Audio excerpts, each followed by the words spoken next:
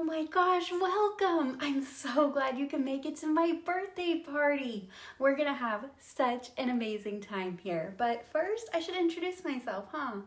I'm Kirsten. This is my YouTube channel, Lambie's Nursery, and it's almost my birthday. And you're here at my birthday party. I thought this year for my birthday, it would be so much fun if together we read each American Girl birthday book, talked about them, and just had a big American Girl themed birthday party. Because if I had an American Girl birthday party in real life, nobody would know what to do, nobody would know what to dress up as, or talk about, or what drinks, or cookies, or cakes, or anything to bring. But you guys know what to do, I'm sure, or you're gonna learn. So let's have an American Girl birthday together. I'm so excited. Here's how this is gonna work. So off camera, I'm gonna read each girl's birthday book. If it says happy birthday, comma, doll's name here, I'm gonna read it. And then I'm gonna get back on camera with that featured doll and I'm gonna tell you her whole birthday story. And we're gonna do that for Felicity, Josefina, Kirsten, Addy, Samantha, Kit, and Molly. And at the very end, when we're done with Molly, we're gonna come back here in my dining room and we're gonna have a party together. And we're gonna talk about the similarities of each doll or their birthday stories, what made them similar. We're gonna talk about something. We're gonna have something at the very end to conclude about each of these girls. But I'm so excited for you guys to be here. Thank you for joining us for this party. Let's get started with our American Girl birthday party. Welcome to Miss Kirsten's Gentlewoman's School of Manners. And here we shall take no tea because we're drinking blue Gatorade. What an intro. What a transition, right? Well, we're going to start this chaos of a video with Miss Felicity. I have her book right here. For Felicity, I don't have her 6 individual books. I have them all in one big edition here. And let's see if I can find her birthday book. Maybe? No. That's okay though. I took notes. Felicity is not in her birthday gown. She's in her tea gown. I just found it at an antique shop a couple weeks ago and I love it. She's never gonna come out of this outfit ever, and it's so springy to me. It's yellow and pink and I love those colors. To me, they're so birthday and springy, and hey, this is my birthday celebration video. I get to pick the outfit, so she can wear this she can wear this for my birthday. It's perfectly okay. But anyways, Felicity's birthday book, it opens up and winter has just ended and spring has sprung. The flowers are starting to bloom and grandfather is about to come for a visit to Williamsburg where Felicity and her family live. And Felicity, she's so excited for grandfather to visit that she asks her mom, can they have a party when grandfather is there? A birthday party for Felicity.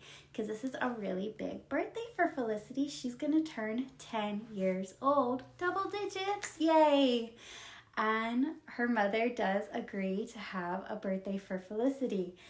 And Felicity starts to think about it though, and the apprentice they have living with them, Ben, who is more like a brother to her, even though he's an apprentice, he's always there with the family. He lives with them, he eats dinner, he's always involved. At least when I was a kid, I thought of him as more of a brother in the family than anything else.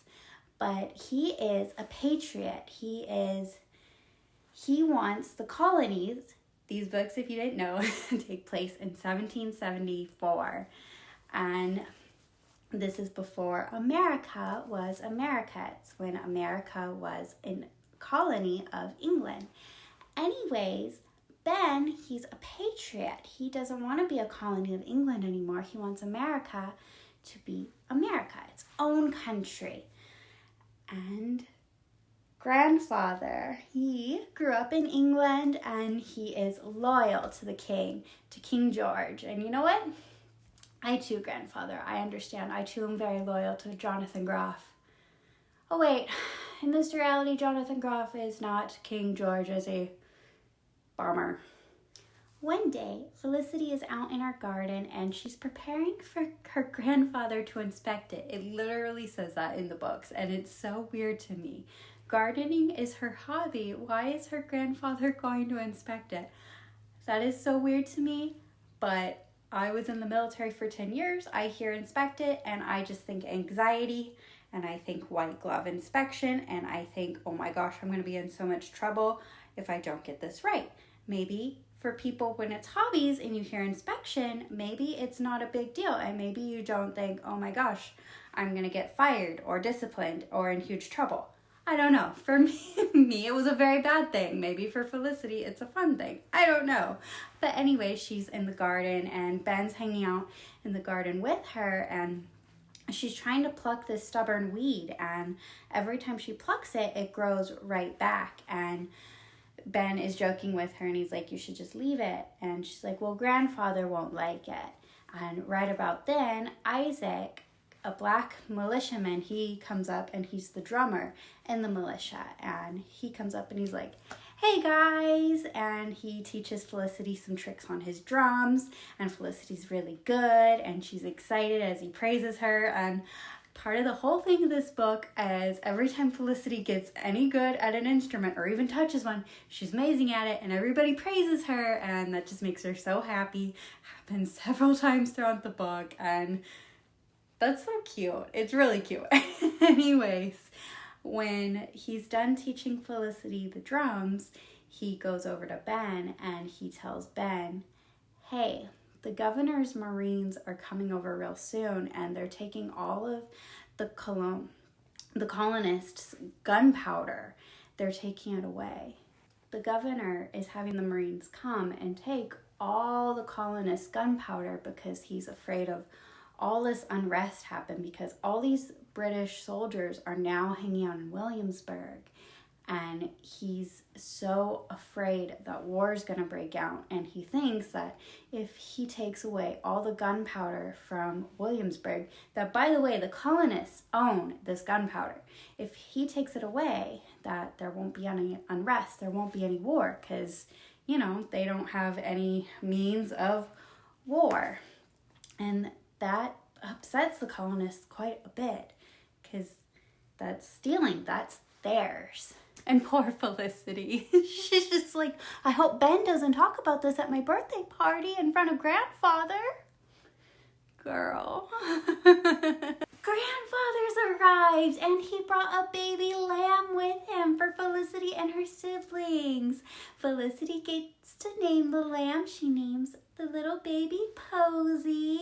And grandfather is very clear. If the children are not responsible with the lamb, he's going to take it back to his farm. He is very serious about teaching them responsibilities, which is good, actually. This should be a thing more kids are taught nowadays. Oops, did I say that? One day, grandfather is inspecting Felicity's garden, and Elizabeth, Felicity's best friend, is there too. And Elizabeth, she was born and raised in England, like grandfather was. And they're getting to talking about that, and they somehow also get on the topic of patriots. And grandfather, he starts to get enraged. How dare they want things to be different than they have always been? How dare they want this to be a country instead of the colonies? How dare they be disloyal to the king? And he is absolutely getting enraged and crazy angry to these 9-year-old children who are just playing in a garden. Like, my good sir, these are 9-year-olds. Anyways, grandfather does not calm down though. After dinner, he is mad to everybody in the room. Ben has left and he is telling everybody how angry he is that Ben is a patriot, because he found out that Ben has been hanging around the militia and that Ben is sympathetic to their cause. He is mad at the existence of the militia in general, and he is mad that Ben has different views. He is just angry. But Felicity's mom, ever the peacemaker, she starts playing music and starts getting them to sing songs, and reluctantly Felicity's grandfather, he joins in and he starts singing, and Felicity starts singing, and grandfather praises her singing abilities. And you know what he does? He goes into his bedroom and he brings out her grandmother's guitar and gives it to Felicity, and it is so sweet. And this guitar is much prettier than Annabelle's. So I haven't mentioned Annabelle yet. Annabelle is Elizabeth's older sister.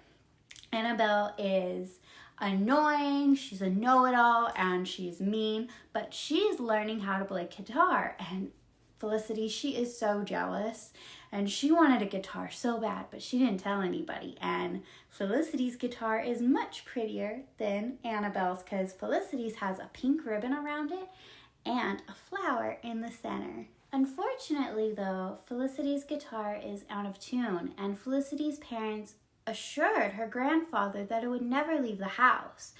But Felicity feels she must tune it and she must learn how to play it before her birthday so she can surprise everybody. So what's a girl to do except bring it to her teacher so her teacher can tune it and teach her how to play? And of course, that's exactly what Felicity does. She sneaks it out of her house and takes it with her to school. Felicity's teacher is kind enough to tune the guitar up for her and teach her a little tune. And Felicity's so delighted with herself because her teacher gave her praise. And that's that praise Felicity has been seeking so much. All the musical praise throughout this book. Felicity's a little musical prodigy. I love it. Anyways, after school, Felicity and Elizabeth head over to Elizabeth's house, and Elizabeth's mom stops them and she's like, "We have some soldiers visiting us today. You guys, you gotta go." And at first, before she can shoo them out, Annabelle, the older sister, says, "Should I delight the soldiers with my musical ability?" She's trying to flirt. She's trying to get herself a husband. And the mother's like, "Oh my gosh, no, no, no, no, no." And she pushes them outside. And Felicity and Elizabeth, they go sit in the garden, and Felicity, she plays her guitar, and they just hang out. And then they start to hear drumming from the militia. And Felicity, she gets so excited. She puts her guitar down and she rushes over to where the militia is. And Elizabeth, she's very reluctant to follow. And when they get there, Felicity's so excited. There's a big parade. There's lots of noise, lots of drumming, lots of marching. So much is going on. And Elizabeth, in the picture, she's holding her ears. Her face is distraught. She looks just overstimulated and overwhelmed, and she just does not want to be there. And she tells Felicity, "I can't be here. I gotta go. Goodbye." And she leaves. And Felicity, she barely has time to say a word, and she just keeps watching. And then it dawns on Felicity. Elizabeth isn't leaving because it's too loud. It's not overstimulation. This is war. They are gearing up for war. Violence is coming near. And war, that's what war is. It's hell, it's violence, it's grotesque, and it's awful.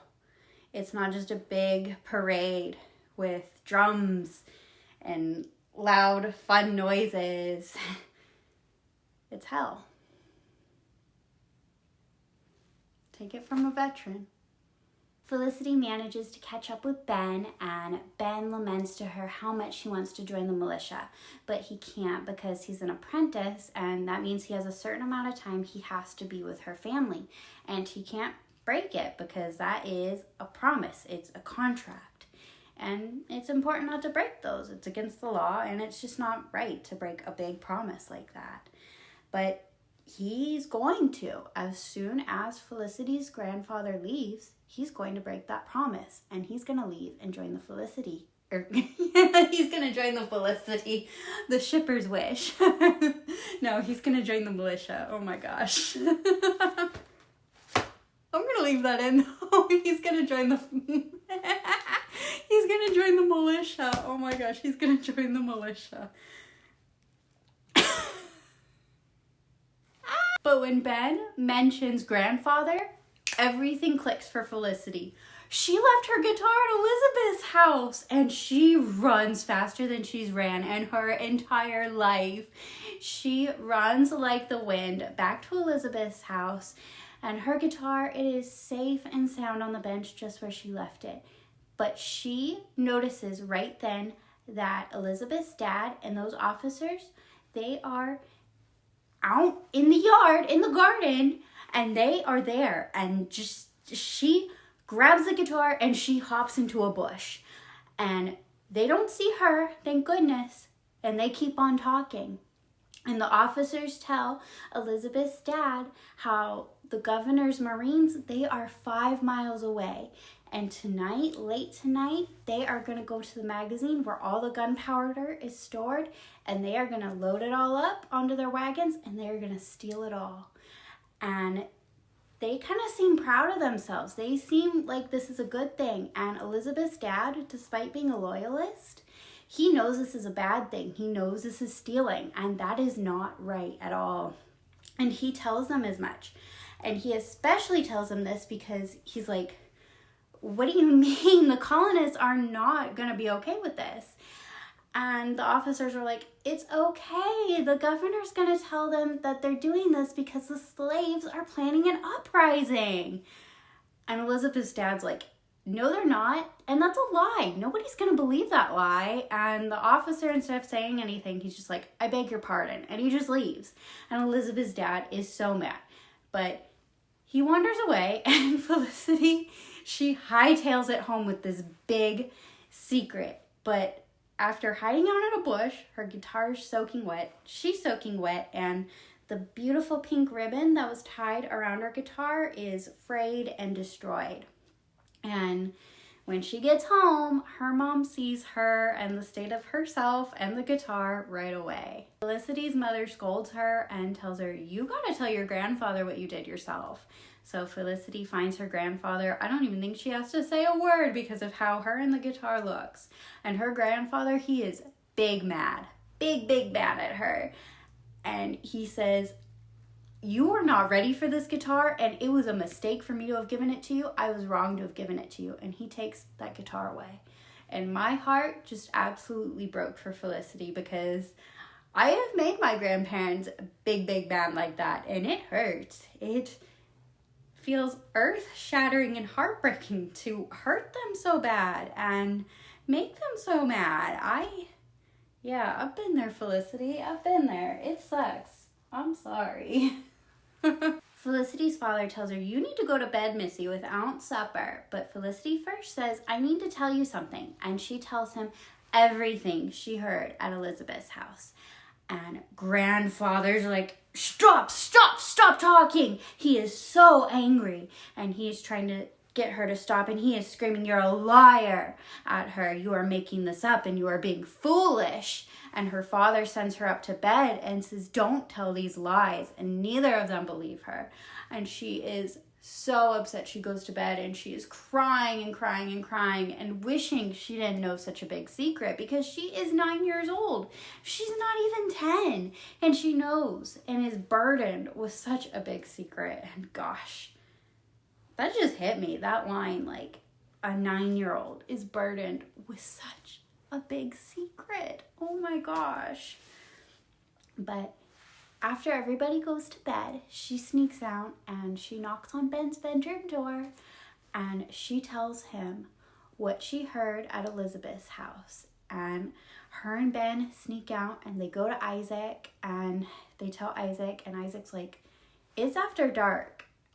I can't be out. I'm a black man, and black men aren't allowed out in the street after dark in 1774. And they're like, this is important. This is super important, and we don't know anybody else to tell. We are children, and we are in trouble. So Isaac grabs his drum set, and they go out. They go out to the magazine, which is where all the gunpowder is stored, and they wait there for hours and hours and hours until after midnight. And Felicity starts to gaslight herself, and she's like, maybe I didn't really hear them talking about this. Maybe they're not going to do anything, and maybe I just made it up. Maybe I really was lying. And then they start to hear something. And they look over this wall, and there's the Marines. They're gathering these big barrels of gunpowder and loading them onto a wagon. And Isaac, he thinks fast, and he gets on his drums, and he's pounding away. letting everybody know. And the Marines, they hear this and they run away as fast as they can.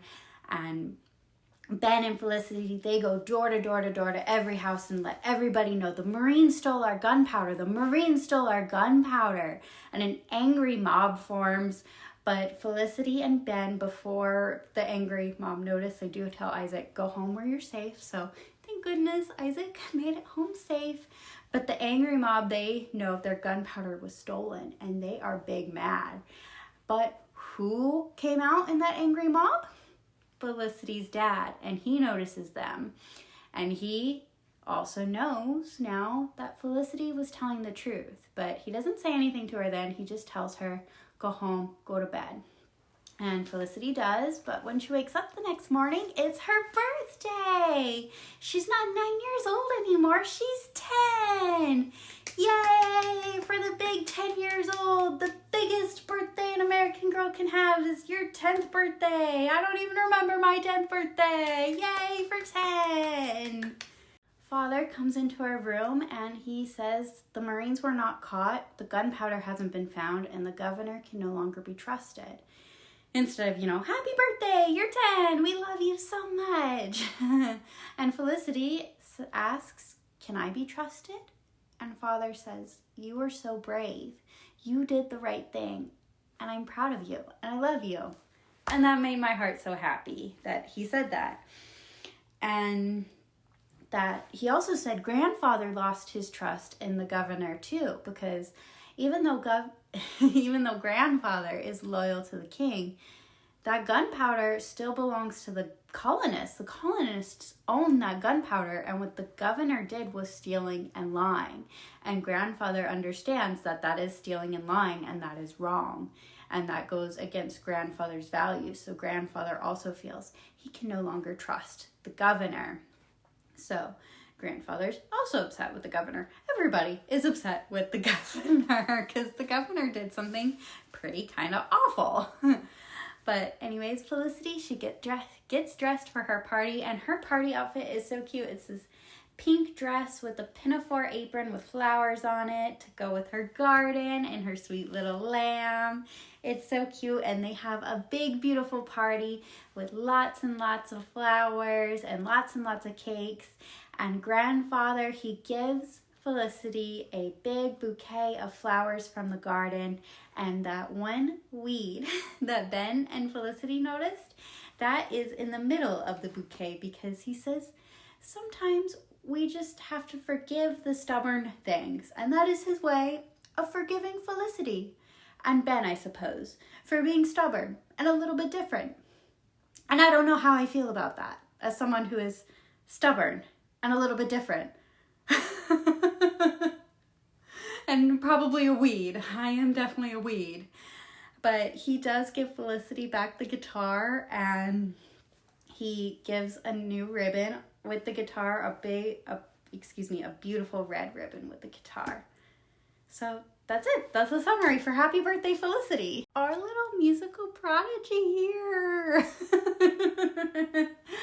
She learned a lot. I think mostly, unfortunately, what she learned is don't make grandfather angry. And that upsets me that is a lesson in this book. But that's what I got from this mostly, is don't make Felicity's grandfather angry, because he has a big temper. And if you even mention the Patriots, he's going to fly off the handle. But Felicity learned to be so brave, and even when you're being punished, always go do the right thing. Even if you are being silenced, if you know people could be hurt or if something is wrong, go tell your truth anyways. I think that is such an important lesson and a very good lesson. And I think Felicity showed a lot of growth and maturity in this book. And yeah, I'm proud of you, Felicity. Good job. Have I ever told you guys how I am absolutely terrified of snakes? No? Well, okay, I guess it's not totally relevant to right now, or is it? we're about to go into Josefina's happy birthday story. I'm not good at transitions. Let's go. It starts out with Josefina taking Tia Dolores and Papa out to the garden to see some sprouts are starting to sprout. It's spring. Everything's starting to come up. But these sprouts are particularly special because last fall, the family goat, Felicity, had ripped up and destroyed these beautiful flowers Josefina's mother had planted. And Josefina's mother passed away. I think she passed away a year before the books start. Correct me if I'm wrong in the comments, but she passed away before the books start. And these flowers mean so much to Josefina as like a memory to her mother. So getting to see the sprouts come up and see new life and seeing this beautiful reminder of her mother isn't dead is just, it's so beautiful to Josefina. She has to show her family. And Josefina really appreciates that Tia Dolores, she gets down on the ground with her in the dirt and she looks at these sprouts and she's also excited for Josefina. And later that day, Josefina and her sisters are working on making blankets because that's what her and her sisters do. They make beautiful blankets so her family has something to trade, and Tia Dolores does like the accounting work. She counts the blankets and figures how much they can trade for and what they can get. And Tia Dolores, she does the math and she figures out they have 60 blankets, and that means they can get, let me do the math myself, I think 180 different animals, whether that be goats, ewes, and something else, I forget, I think sheep. And Tia Dolores says, this is a big celebration. This is something to celebrate. And you know what? There's something else to celebrate.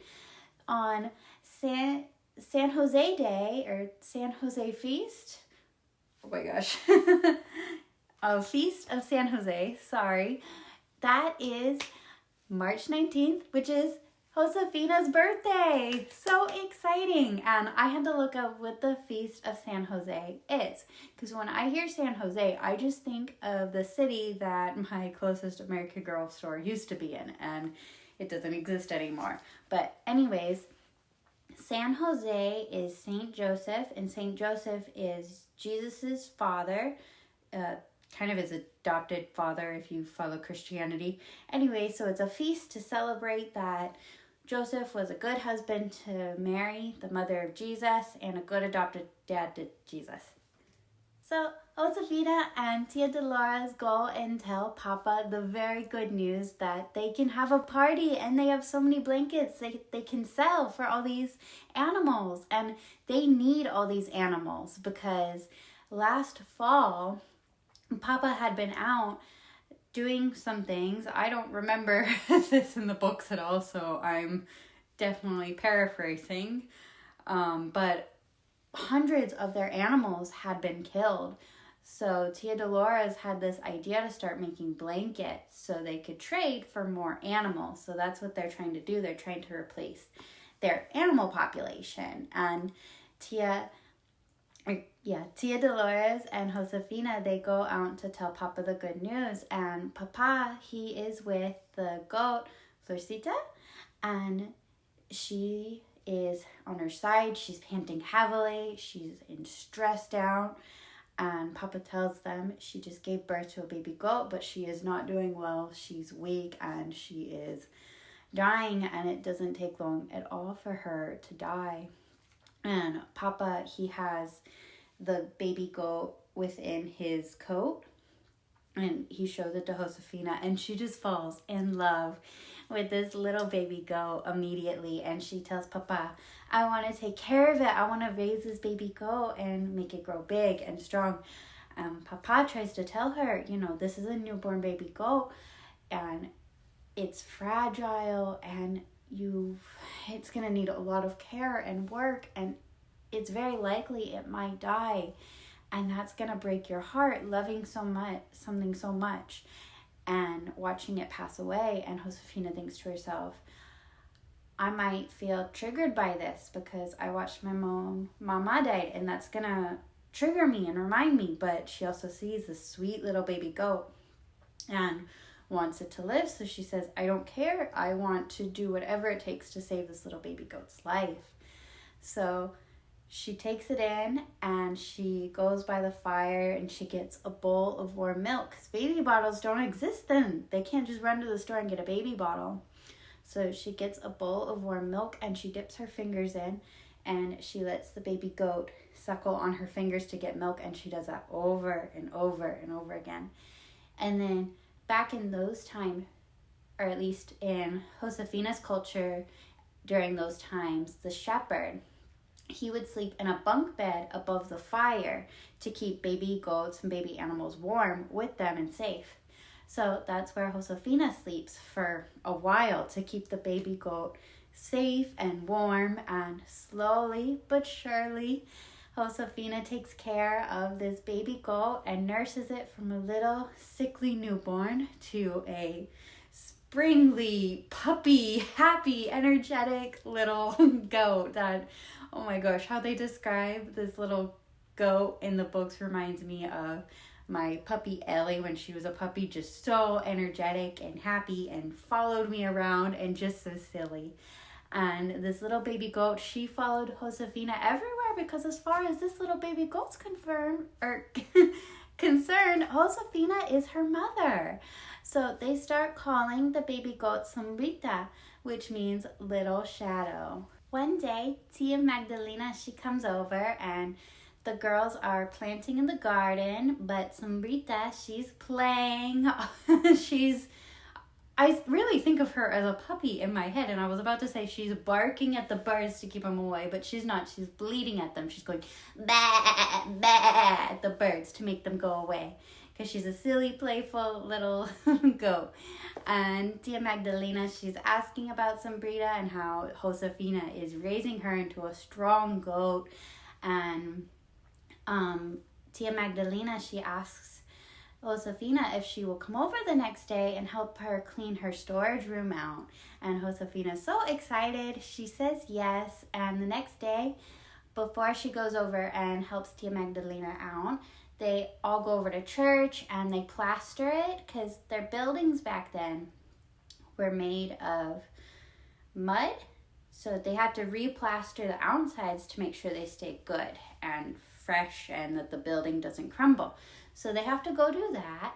And afterwards, that's when Josefina heads over to Tia Magdalena's house. And there they play a fun guessing and cleaning game. And Josefina loves this game. It is so much fun. In this game, because Tia Magdalena is like the village healer. She's the doctor. She keeps everybody well and helps them when they're sick or hurt. So she has lots of herbs and just medicines and anything that you could use to heal somebody, she has it in her house. And so she needs to clean like all the vials and cups and bowls. She keeps them all in. So her and Josefina play a game where Josefina will climb up and bring something down, and Josefina has to guess what's inside of it. And then they'll clean the bowl, and while they're cleaning, Tia Magdalena will tell her what's in there and how to use it and how to heal someone with it. That is such a good game. That is a really good game because you're doing something really important like cleaning, and you're also learning something really important. So Josefina learns so much, and she is in love with this because she just is. She finds this all so fascinating and so important. This is such a big, important job. And while they're having a snack, Josefina tells Tia Magdalena, I'm going to be a healer like you when I grow up. And Tia Magdalena tells her, well, being a healer isn't something you just decide. It's not really a job. It's a calling. You're going to know deep down in your heart if it's for you. And Josefina kind of thinks, well, that's silly and I don't understand because I am 9 years old. So she feels very impatient and doesn't like that answer. So instead she decides she's going to go clean. And she goes back into the storage room and she sees this beautiful blue and white jar.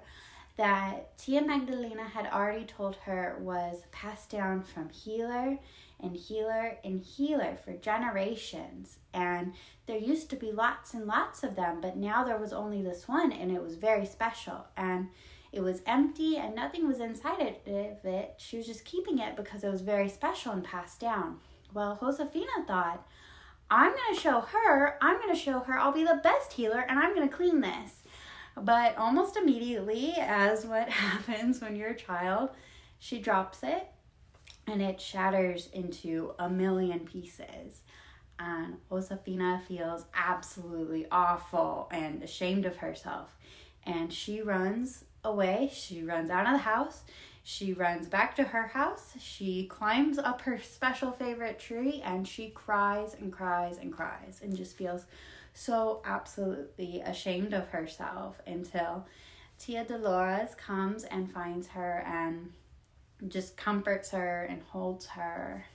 And Tia Dolores tells her that Papa knows what happened, and Josefina needs to go back to Tia Magdalena and tell her she's sorry and make things right.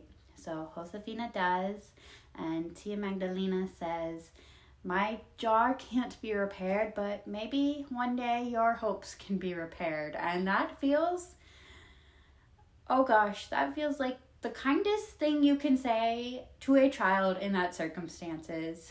Because I imagine she is very, very angry and is trying not to be rude, but is also very disappointed and upset about the whole situation, because that just sucks. Something that's so cherished and has been passed down forever, and there's none left, and now it's just gone.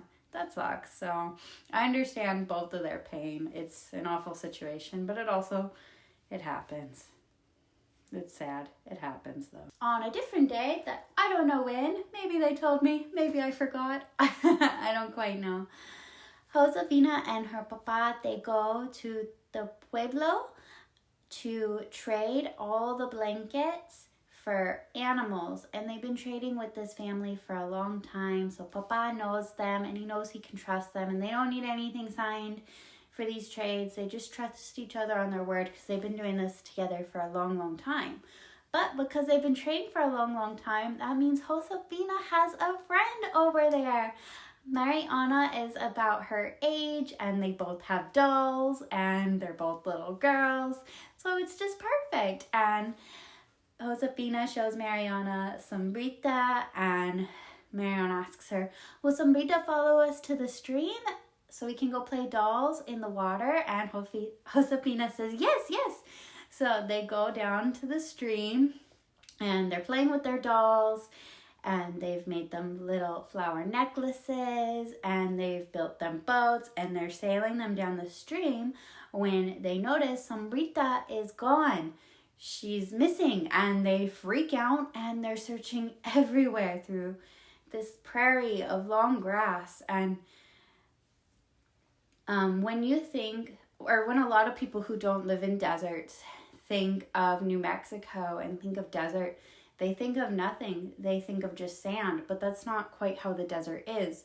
There are long grasses, and it does depend on what type of desert you are.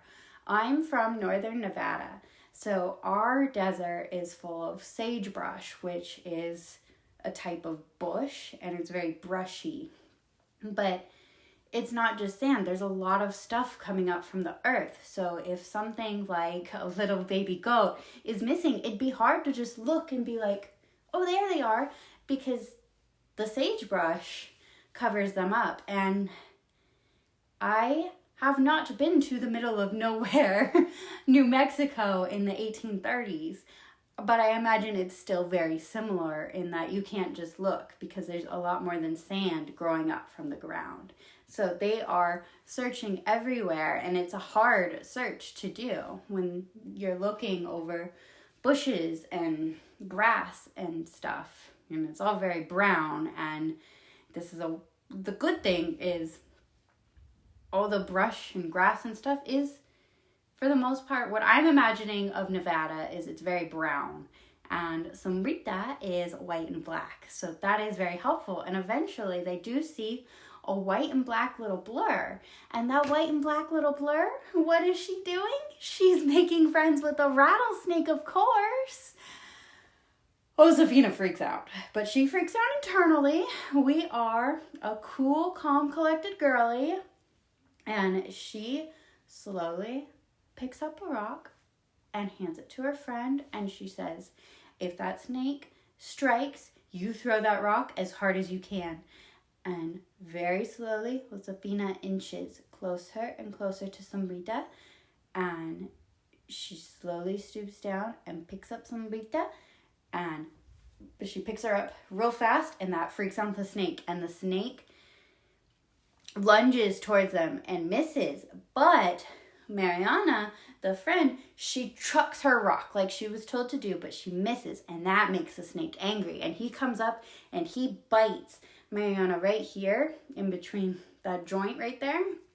And rattlesnake bites, man, oh my gosh, they are so dangerous. They are deadly. It is so important that if you are ever bit by a rattlesnake, you'll get medical intervention as soon as possible. And I'm also saying this for if your dog gets bit by a rattlesnake, because that does happen too. Medical intervention, if it happens, as soon as you possibly can. Josefina is angry. Oh my gosh, she's so angry. This snake bit her best friend. So Josefina grabs another big rock, and as hard as she can, she hits that snake and hurts it pretty bad in the middle, and it slithers away. And she doesn't see it anymore. And now she's starting to freak out. Her friend is hurt. What is she going to do? And in her pouch, she feels a little thunk, thunk, thunk. And inside is a root. And this is something Tia Magdalena had given her to tell her papa about, to remind him of a time he had been messing with a rattlesnake when he shouldn't have been. But this root is the cure for rattlesnake bites. And Tia Magdalena had told Josefina all of this. So Josefina quickly, she grabs the root, she grabs 2 rocks, and she crushes the root. And then she spits on it to make a paste. And then she puts it on her friend's wound. And then she squeezes out the venom. And she has to do this over and over and over again, repeatedly, to try to squeeze out the venom. And her friend is doing so badly. The wound looks awful. Her friend is not looking good in the face. And Josefina is starting to think this won't work. But her friend is too sick to get up and move. They can't call for the grown-ups. They can't get up and run to the grown-ups. Her friend is way too sick. So Josefina does the only thing she can do, which is she keeps trying to pull out that venom. And she keeps on putting on the paste and squeezing out the venom until finally, her friend, she sits up and she's feeling better. There's color in her face, and she says, "Thank you, Josefina." And she sits up, and slowly they are able to walk back to where the grown-ups are. And the grown-ups were starting to freak out. The girls have been gone a very long time. So the grown-ups are already rushing to meet them. And Josefina, she's so worn out from this, because trauma like that will wear you down and take your energy away. And so her friend gives a brief synopsis to her papa and tells him, "I got bit by a rattlesnake, but Josefina saved my life." And that's all she really said. So on the long walk back, because it's a 5-mile walk back, Josefina's papa, he tells her, after they'd walked a little while, he tells her, "Okay, now you tell me the story." So Josefina tells him the whole story, every single detail. And her papa, he's so silent, and he picks her up and he puts her on the mule, and Sombrita. He picks them both up and puts them on the mule so they don't have to walk, so they can rest.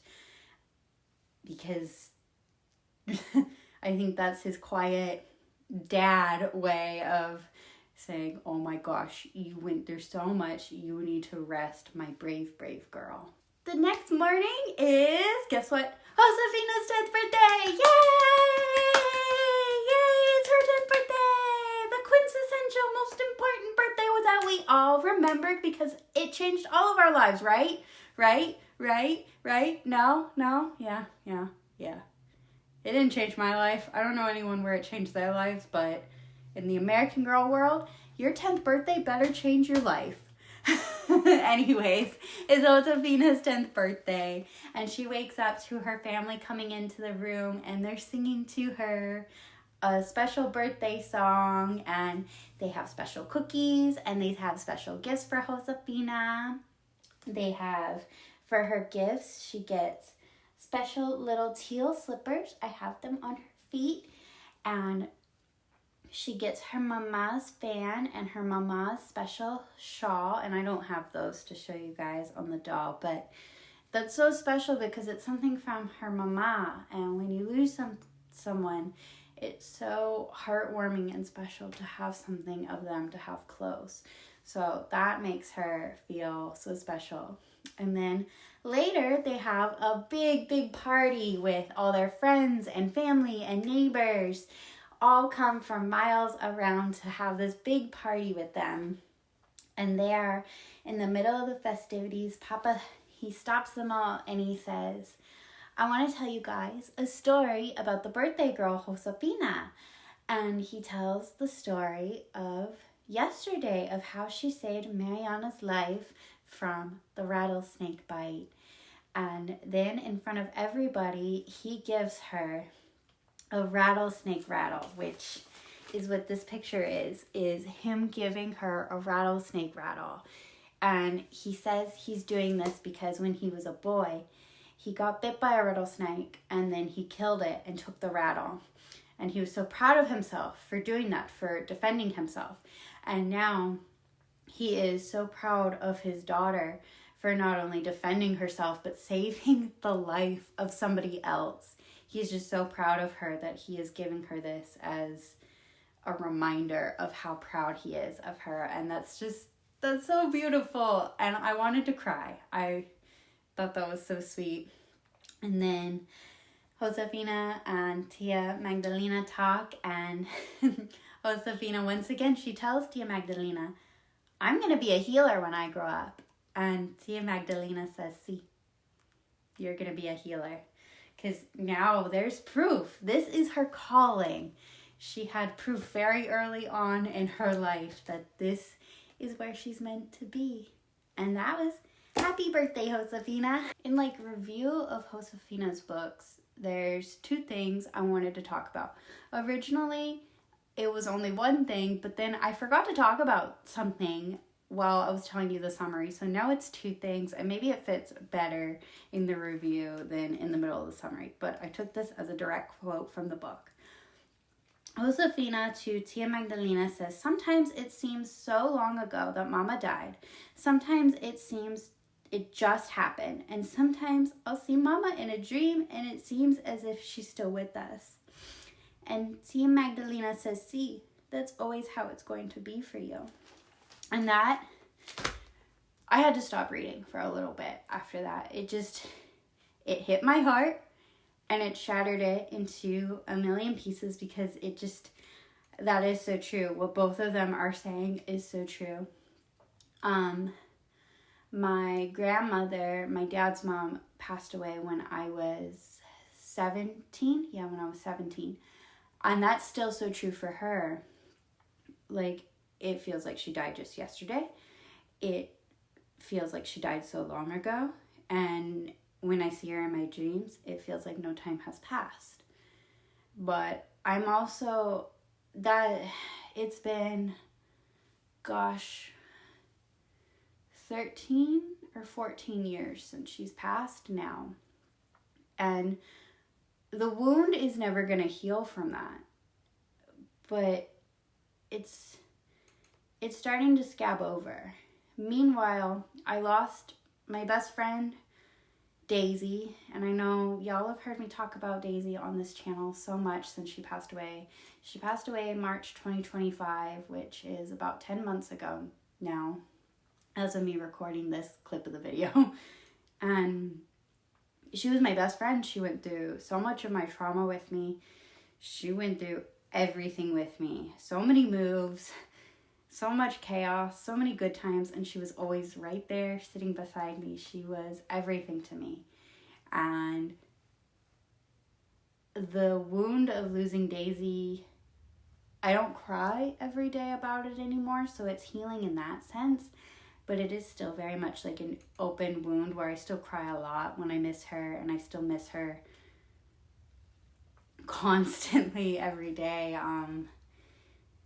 Daisy still is a big open wound, and I love her and I miss her. And I think one thing that's really beautiful about the Josefina books is how they deal with grief and mourning, because Josefina and her family are actively in grief and mourning. And I don't remember how soon Josefina's mama has died when the books start, but I know it is pretty soon enough that they are all really, really upset and really sad. And now remembering like how the books handle that, I almost want to go back and reread all 6 of the books to like bond with Josefina over our grief. And I know a dog is so different from losing a parent. I know that, or even a human. I definitely understand that. But it's still someone I loved very much, and it's still a big pain.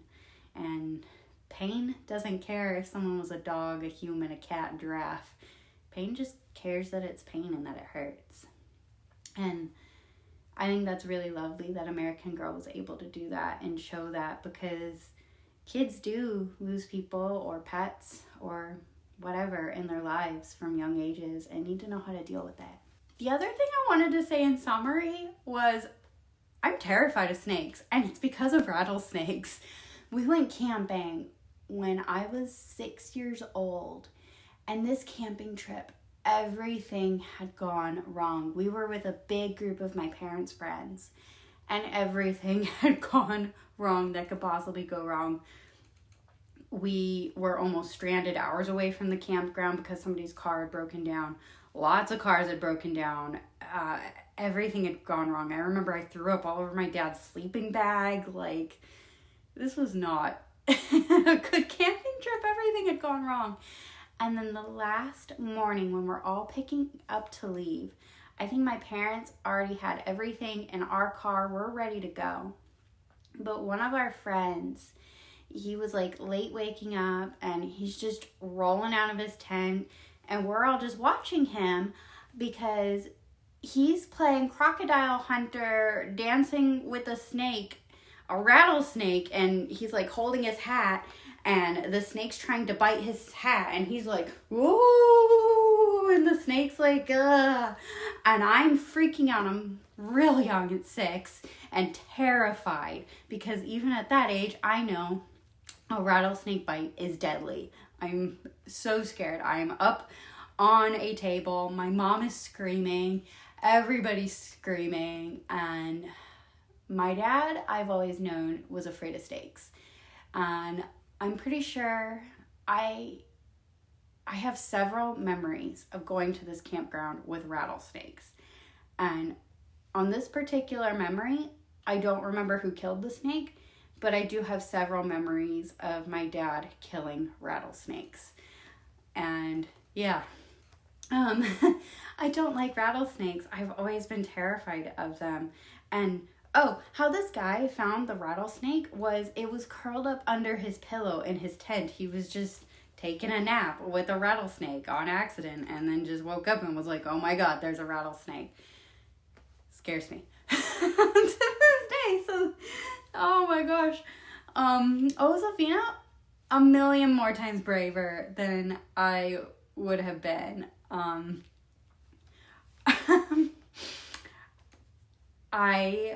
No matter the age of me, I would not have been able to. I think as I've gotten older, I would be better at helping somebody recover from a rattlesnake wound, but knowing what to do when I am staring in the eyes of a snake, I always freeze and I always freak out. Like, Josefina's so much more brave than me. I would not be able to handle it. I would be so scared.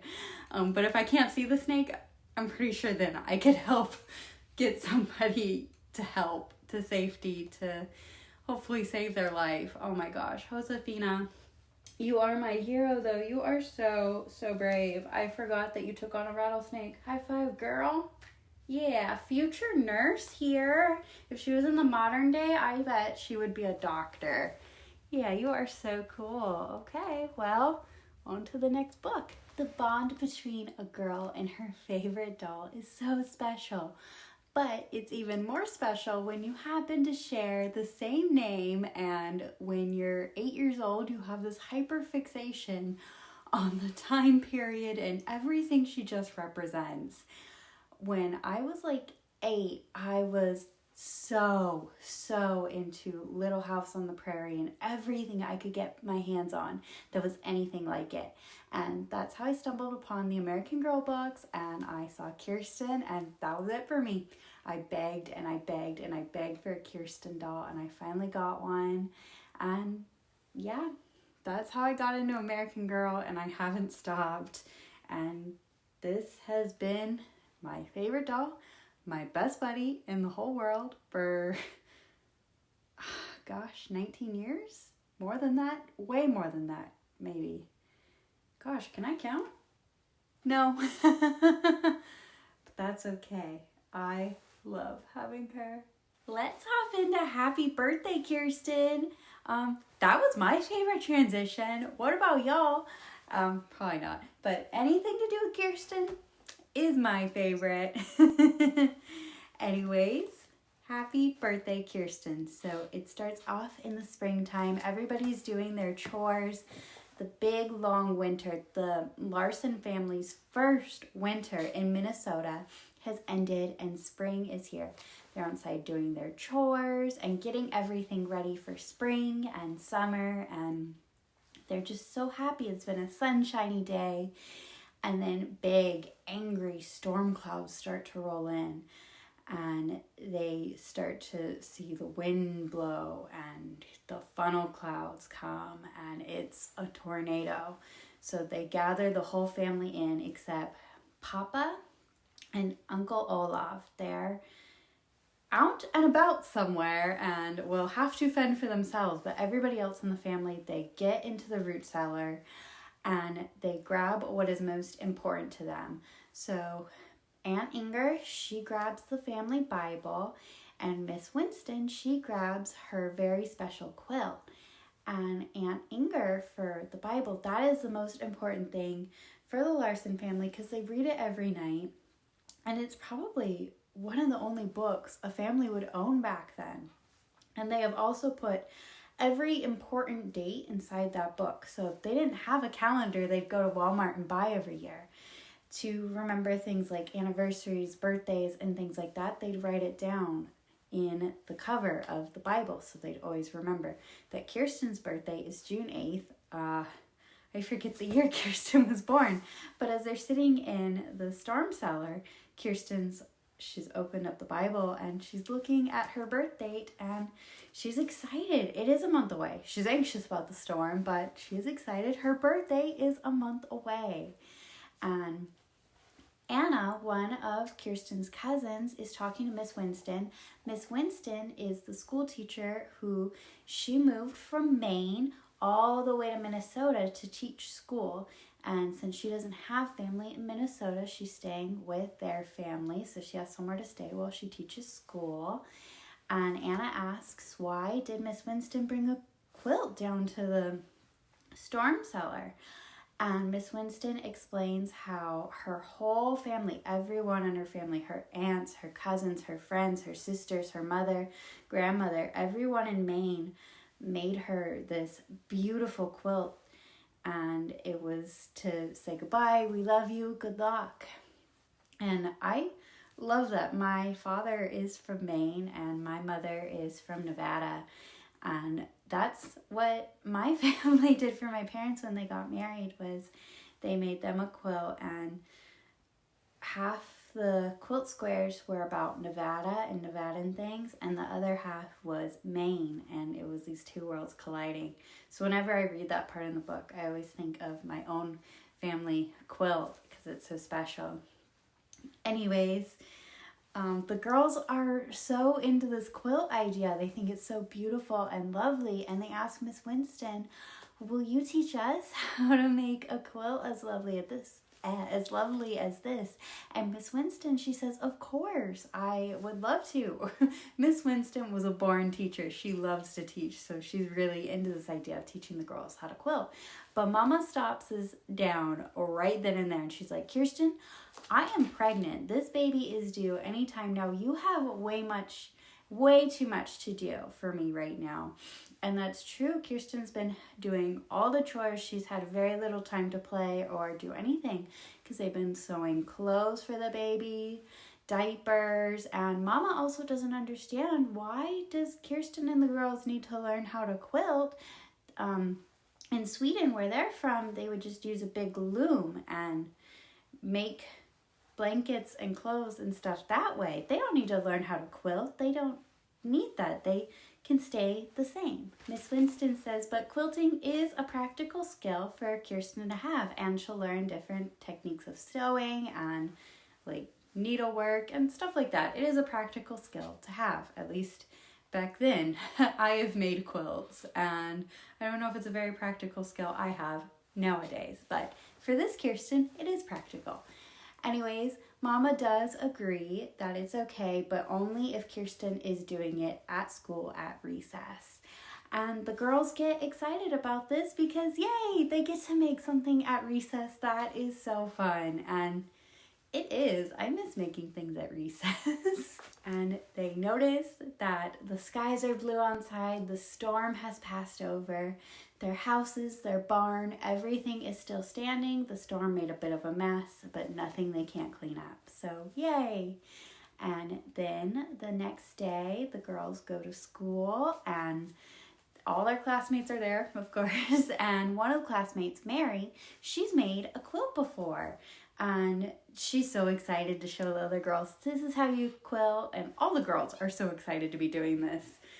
But Mary, while they're quilting, she starts talking about how her Aunt Sadie had a baby last year. No, her Aunt Sadie had 2 babies, excuse me.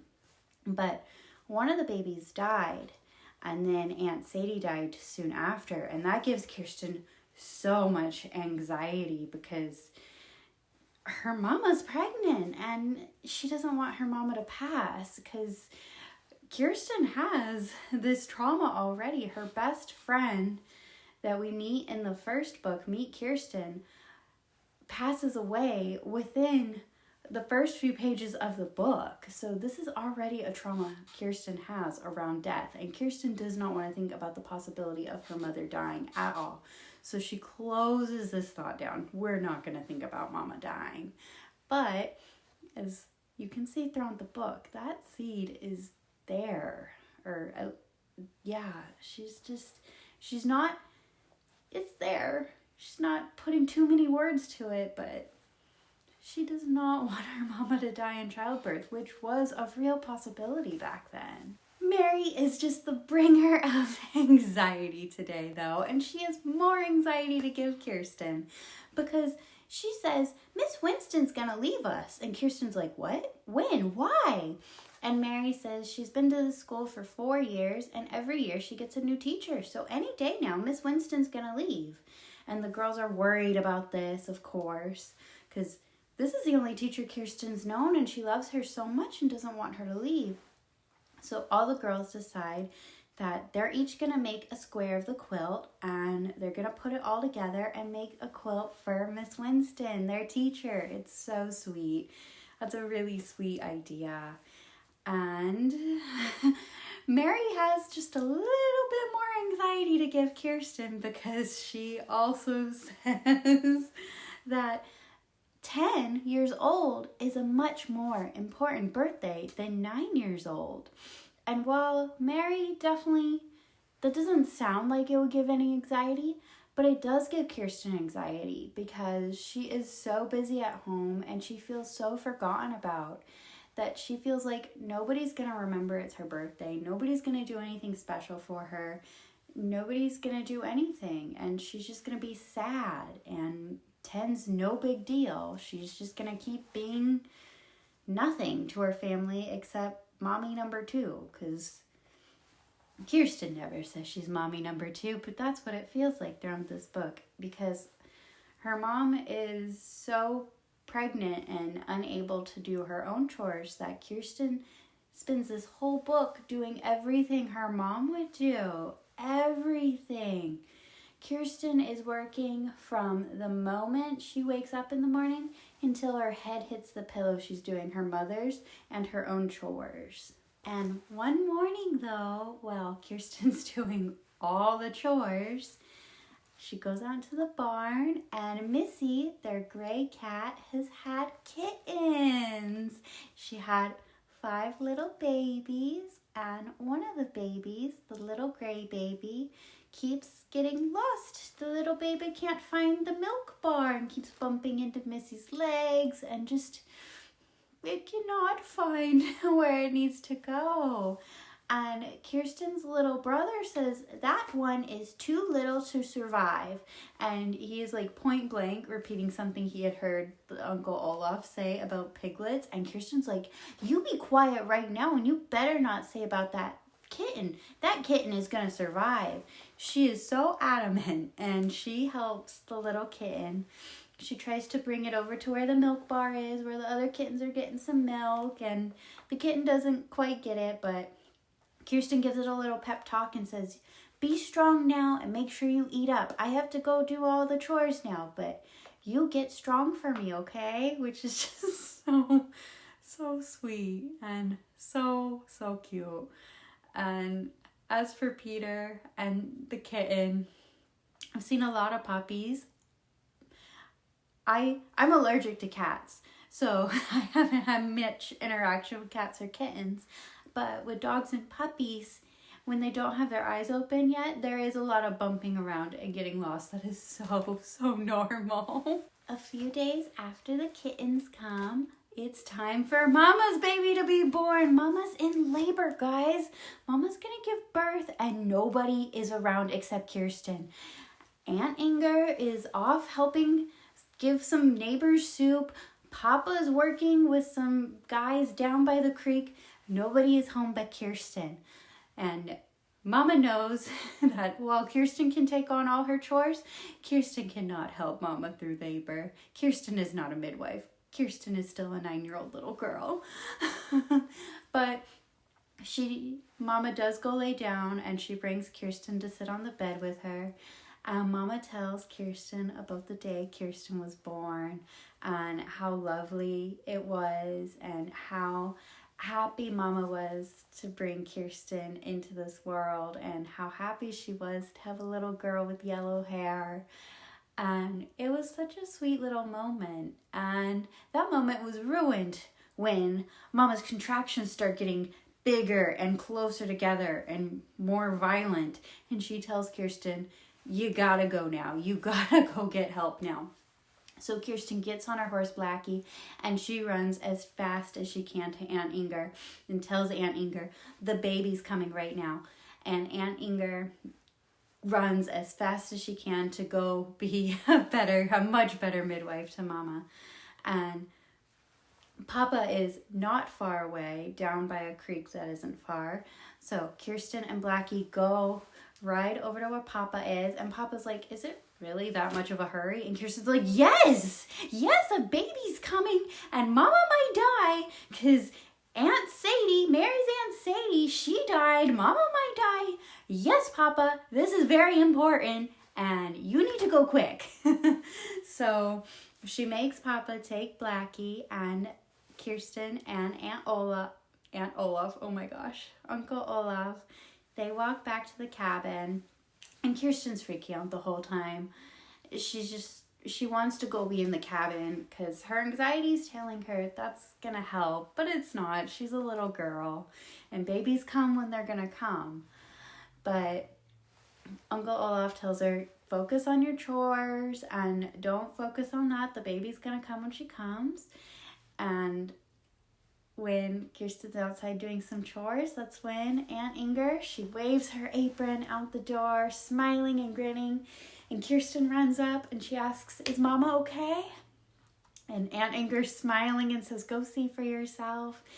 And there's Mama with the brand new little baby. And it's just so sweet. The baby's here. And Kirsten's little brother asks why she's so small, to which Mom was like, oh, babies are very small, but she's going to grow up big and strong and healthy, and it's okay. And you can just feel Kirsten's relief that everything is okay, everybody's healthy, and it's all going to be okay. The chore situation, though, that does not change for Kirsten, because Mama's got to focus on the new baby, and giving birth is a lot of work on the human body. It takes a lot out of you physically. So Mama can't do her chores, so Kirsten's still doing all the chores and everything. But I don't know when in the book they even say this is, if it's in a week or in a few weeks or what. But soon there is going to be a barn raising. And what a barn raising is when you're building a new barn, it takes a lot of work to do that. So they get a whole bunch of men, all the neighbors together, and they all raise the barn together. And to reward all the men for all their hard work and for coming so far when they really didn't have to, they would throw a big, huge party at the end of it when the barn was raised up. And it seems wonderful. Barn raising seems so much fun to me. But Mama tells Kirsten about the party, and Kirsten's just like, okay, I'm probably going to have to work. She doesn't say that part, but that's what she's thinking. And Mama's telling her, all your friends are going to be there, all your friends from school. And Kirsten's sad because she hasn't been to school since like forever. She hasn't been able to work on this quilt. She hasn't been to school in weeks. She's just been doing all the stuff her mama used to do.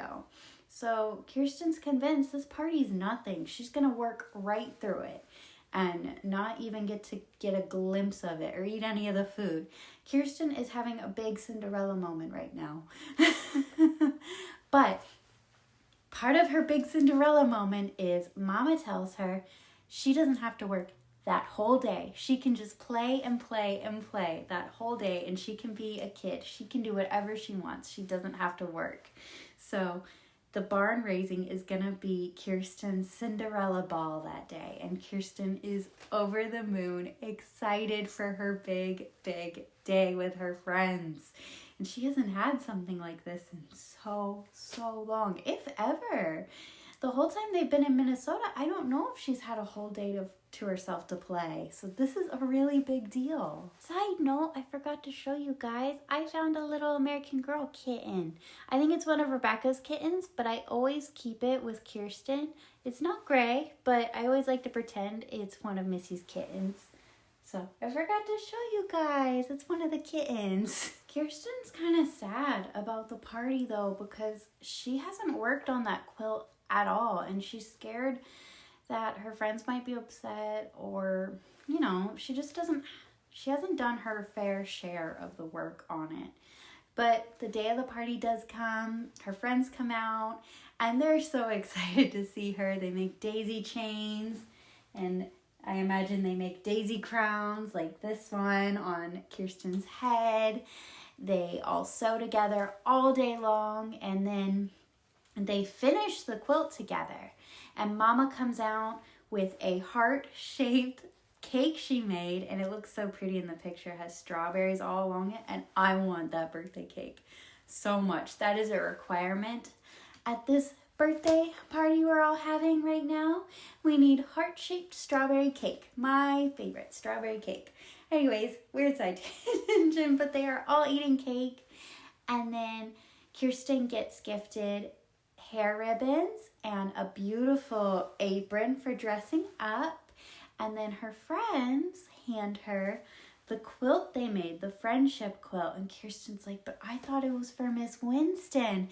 And they're like, no, you didn't get to have any of the fun making it. So we thought that you should have it because we love you and it's a friendship quilt and you're our friend. And that was just so sweet and so nice of them, and probably felt like the greatest feeling in the whole world to Kirsten, who has spent the last month or two working way harder than a child should. So that was so So good. And then after the barn is raised, because this isn't even the barn raising party yet. This is just like the lunchtime birthday party for the women and children. The men are still out there raising the barn. So after the men are done raising up the barn, it's time for the real party with the beer and the stew and the food and the dancing. So the women and the kids, they lay out everything you need for a big party, and they have a huge feast, and they bring out the musical instruments, and they have a big, beautiful dance, and Papa takes Kirsten aside, and he has a special little waltz with her where her hands are around his neck, and he's spinning her around in a beautiful, fun little waltz, and it's just her special little 10th birthday dance, and it's so sweet. And if you're wondering why I haven't done the yay, it's your 10th birthday clap thing for Kirsten, it's because we never have a moment where she wakes up and it's her 10th birthday, because her 10th birthday is the day after this party. So Kirsten's 9 this whole book. She does not turn 10 until the day after this book ends. I don't think it really matters though, but that's why I didn't do the big happy birthday thing. But yeah, that's happy birthday, Kirsten. Just kidding. I should check my notes before I just decide I'm gonna end because I forgot 2 very important points. One is more important than the other. When Kirsten's done with her dance with her papa, she goes and she rests in the hay, and she noticed that the cat Missy is bringing over her babies to the new barn, but she only brought over 4 babies. So Kirsten goes back to the old barn and she looks for the new baby, and she finds it, and Missy just forgot about it and didn't bring it. So Kirsten just plucks her up and puts her in her pocket and says, "I'm your mother now." And that is such a Kirsten thing to do. Speaking as a Kirsten who adopts lots of things, that's a Kirsten thing to do. In the 6th Kirsten book, spoiler alert, she adopts a raccoon. And I swear everyone in my family is praying and hoping I never adopt a raccoon. And I'm always praying and hoping I too am a Kirsten who will find a raccoon. Kirstens love adopting things. It's what we do. It's magical. It's wonderful. Everyone hopes we don't adopt raccoons though. Anyways, so after she puts the little kitten in her pocket, she goes into their cabin where Mama's feeding the baby, and Kirsten picks up her square, the quilt that's unfinished and nothing really is done on it. And Mama asks, "What are you going to do with that square of quilt now that you have your own big completed quilt?" And Kirsten says, "I think I'm going to sew it for the baby because now I have a baby sister." And she also asks Mama, "You said it was very good and the best day and the best thing to have one daughter. So what's it like to have 2 daughters?" And Mama says it's the very, very best and it's even better. And that's it. Now Kirsten is going to go to sleep and we'll all say, "Yay! Happy birthday, Kirsten! Happy birthday!" Being an eldest daughter is a rough experience, a lot of people would say. And I think Kirsten would be front row and center of saying, "Oh my gosh, being an eldest daughter was a very hard experience," because for 2 months there, she had to be mommy. She had to do everything. And nowadays, in modern times, we have this term parentified, which means like a child is doing the parent's duties. And that can mean like physically, like all the chores, or it can mean emotionally when the child is parenting the parent. And it can mean a lot of things, but they didn't have that term back in Kirsten's day.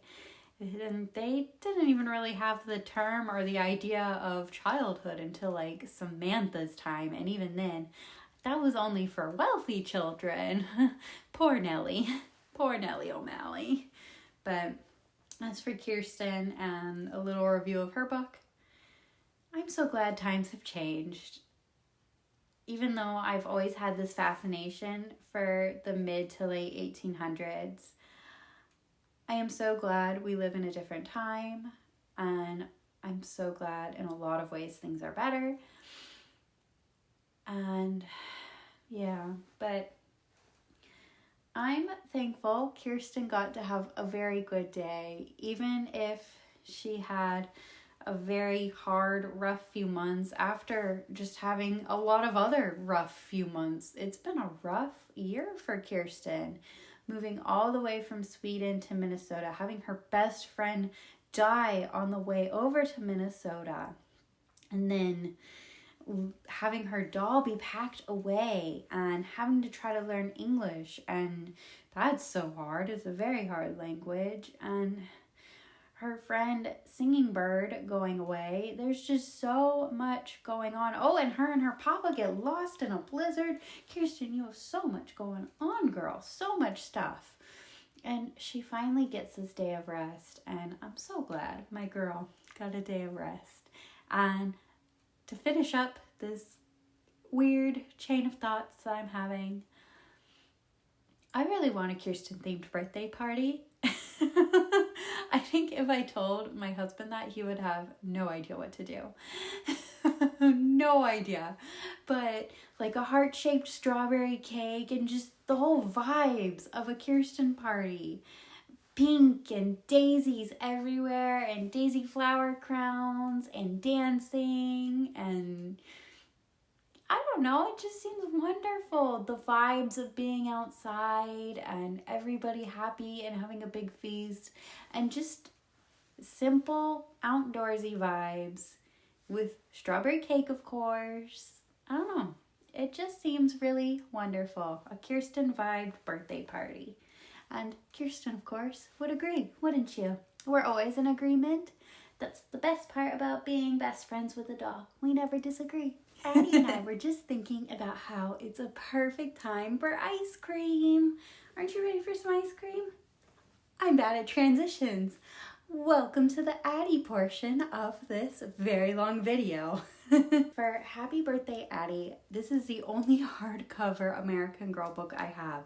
And it's a first edition from 1993 when Addy was introduced. And probably my favorite part about it is it still has the little catalog coupon in the back with the first 5 girls in there. Oh, chef's kiss. Love it. That little, I know it's not called a coupon, but that always brings me back to the past and reading in the library as a kid. It's so special. But anyways, Addy, she needs to pick a special day for her birthday because she doesn't know when it is. So let's learn all about that. So much has changed since Addy's last book, and gosh, I feel like for Addy in particular, there's so many misconceptions about her by people who haven't read her books that I'm going to give you a really quick synopsis of Addy's story so that there's no misconceptions, okay? Addy's first book, those first few chapters, she is a slave during the Civil War in 1964. I think she lives on a plantation in North Carolina, and her parents are coming up with a plan to escape. But before they can enact this plan, her father and her brother are sold off to a different plantation. So her and her mother, they have to leave the baby behind because they can't run away with the baby. Babies cry, and there's no real easy way to keep a baby quiet and safe when you're running away this type of way. But Addy and her mama, they run away, and they run away to Philadelphia. And that's far enough north that they are safe and they are free there. And in book 2, Addy's learning how to read, and her and her mom they're doing their best, but it's just the two of them. And same with Addy's Surprise, the third book, the Christmas book. It's just the two of them until that last chapter. Papa is home. Papa finds them, and it is so sweet. And now we are at the 4th book, Happy Birthday, Addy. And Papa is with them, and they have moved from a little store or a little apartment above a sewing shop. They've moved from there to a boarding house that has a bunch of other families. So they moved into a boarding house, and it's Mama and Papa and Addy. And Addy is so thrilled to have Papa back. And now Papa has been working in ice delivery company. He drives a cart that has ice in the back and he delivers the ice. So he's like Kristoff from Frozen, except he doesn't go pick the ice from a frozen fjord. But yeah. One day, Addy and her best friend Sarah, they're playing double dutch, and Addy's still learning. She's not doing very well at double dutch, but just in the nick of time, Papa comes up on his wagon and he asks the girls if they want to ride home. And Sarah can't. She has to go help her mama. But Addy, she's free to go. So she climbs up in the wagon and her Papa are off to make Papa's final deliveries of the day. And Addy and her Papa, they get to talking. And Papa's real frustrated because he knew being a free man wasn't going to be easy, because nothing is easy in this life. But he expected it to not be as hard as it is to be a free man, because he can't even buy his daughter ice cream. When he was on the plantation, he was a carpenter and he was very good at his job. But here in Philadelphia, they weren't letting him be a carpenter. They were only letting white men be carpenter because they thought, due to the color of his skin, that he was dumb or not good enough. He was good enough on the plantation, but not in the north. And he was rightfully very angry about that, because it's not fair and not right. Sweet little Addy, she reminds Papa that it was so hard when Addy and her mama first came to Philadelphia, and they had such a hard time. But Mama kept telling Addy every day that change is slow, but it does happen, and things are gonna get better for them. And it was very true. Over time, and slowly but surely, things did get better for them. And now they're in Philadelphia, they're with their freedom, and they're together. And one day, Sam, her brother, and baby Esther, they're gonna be with them too. It's all gonna work out. Sometimes things just take time. Papa says, yeah, that's true. Change is slow, but at least it's possible in Philadelphia, because it was not possible on the plantation. And Addy talks about how her world has gotten so much bigger here. She has friends. She can go to school, and she's learning so much. She's learning how to read. She's learning how to do math, and she's learning so many wonderful things. And she absolutely loves her freedom. Anyways, it's Papa's last stop of the journey, and they come to an ice cream shop. And without thinking, Addy says, I would love some ice cream right now.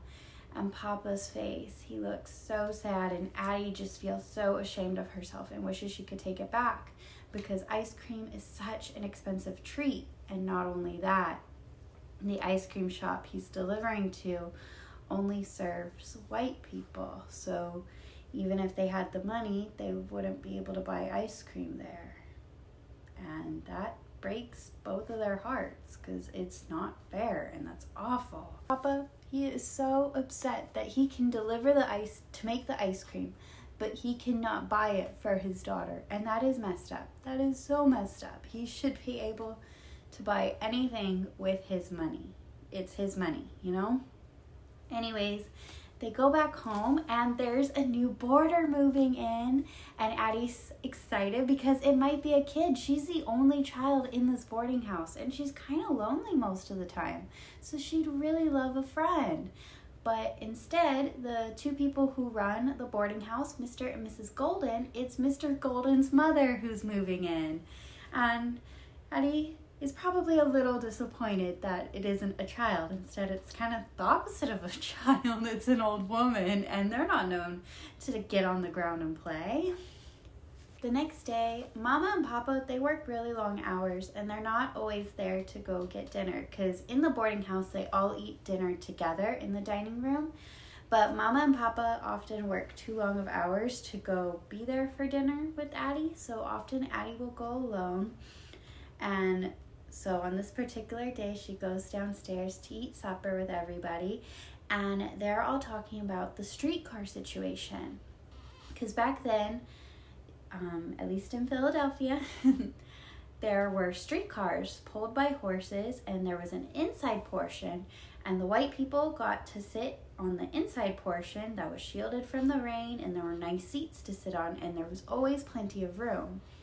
and the black people got to stand on the little porch part of it where there wasn't a lot of room. There was nowhere to sit, and they were all crowded together, and it was super uncomfortable, and everybody was getting really frustrated and upset with the situation because it wasn't fair, and riots had started to break out because of the streetcar situation. And one of the boarders was telling a story about how a conductor had literally thrown a black person off of the streetcar, and the person had broken his leg due to the impact of the fall. And Addy, she's just so upset and horrified by this conversation. She can't eat. And it's just really, really upsetting for her to hear and process that the world is just so unfair for such a stupid reason. An absolutely stupid reason. I know there are people in the bright, beautiful year of 2026 who do disagree with me. And if they have made it to this far in the video,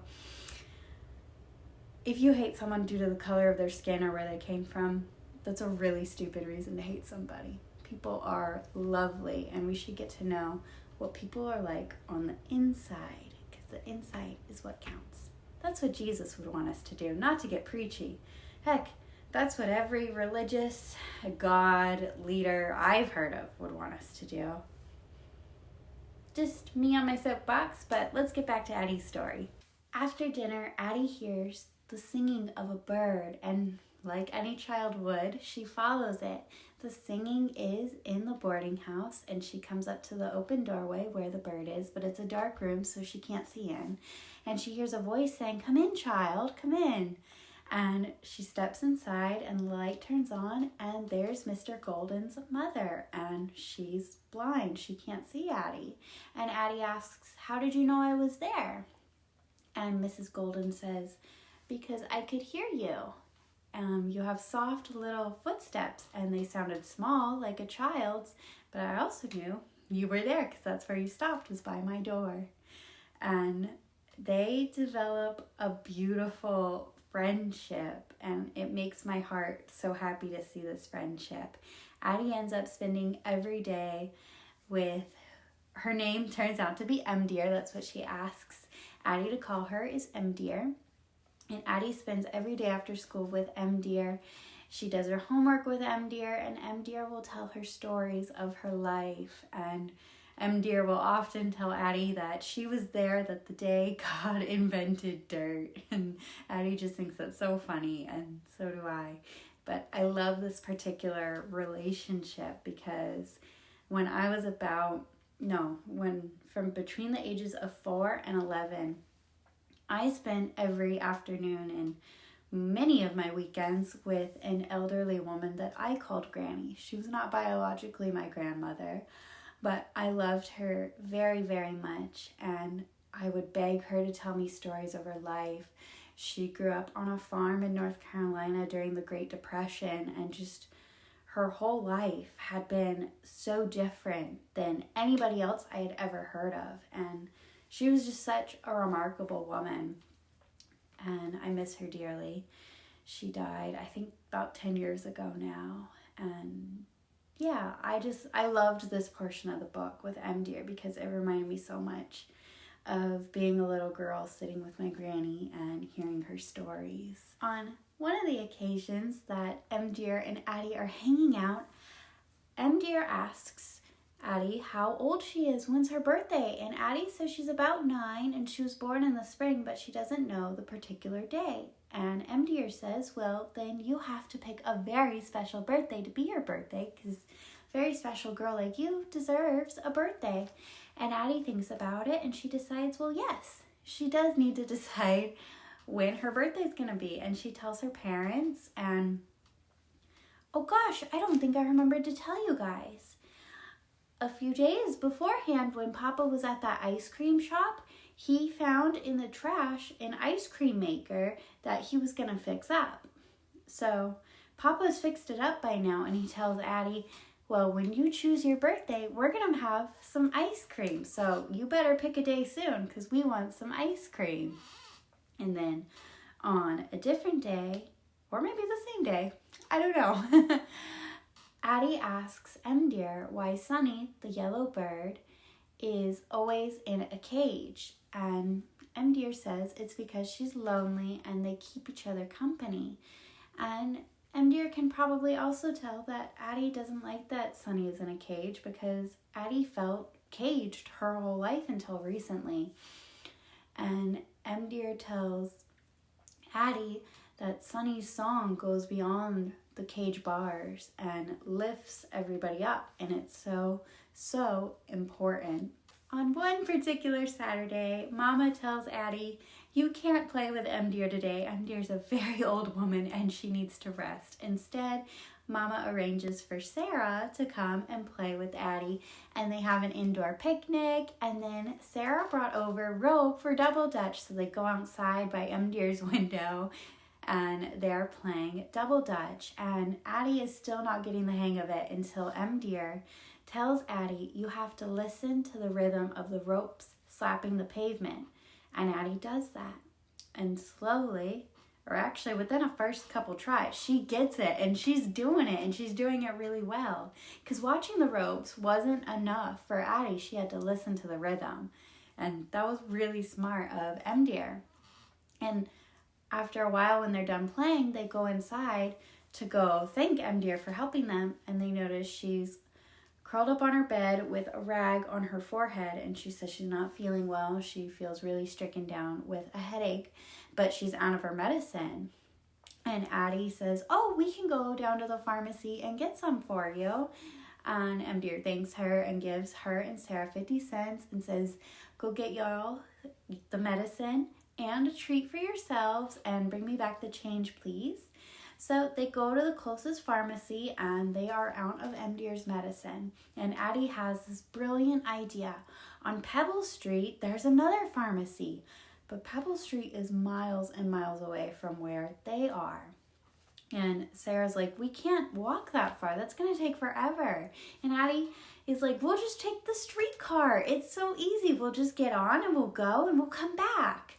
And Sarah, she's very scared because it's a scary thing. One, they're not with their parents, so they're doing this on their own. And two, there's been riots and bad things happening on the streetcars. So very, very rational and normal for Sarah to be scared. But Addy says it'll be perfectly fine.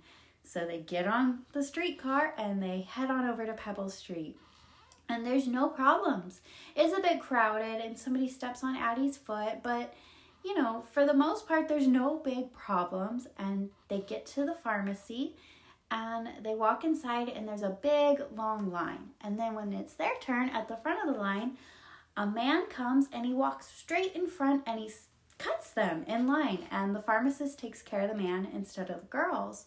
And the girls think to themselves, well, maybe it's because we're children and he's an adult man and he might be in a rush.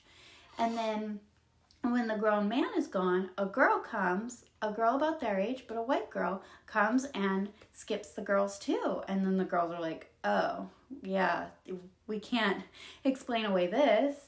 And when the pharmacist is done taking care of the white girl, and he's very polite and kind when he's helping her, he looks at the girls and he says, what do you guys want? He's very mean, he's very rude, and the girls are scared, but they tell him, we need more of this medicine. And he's like, do you got any money?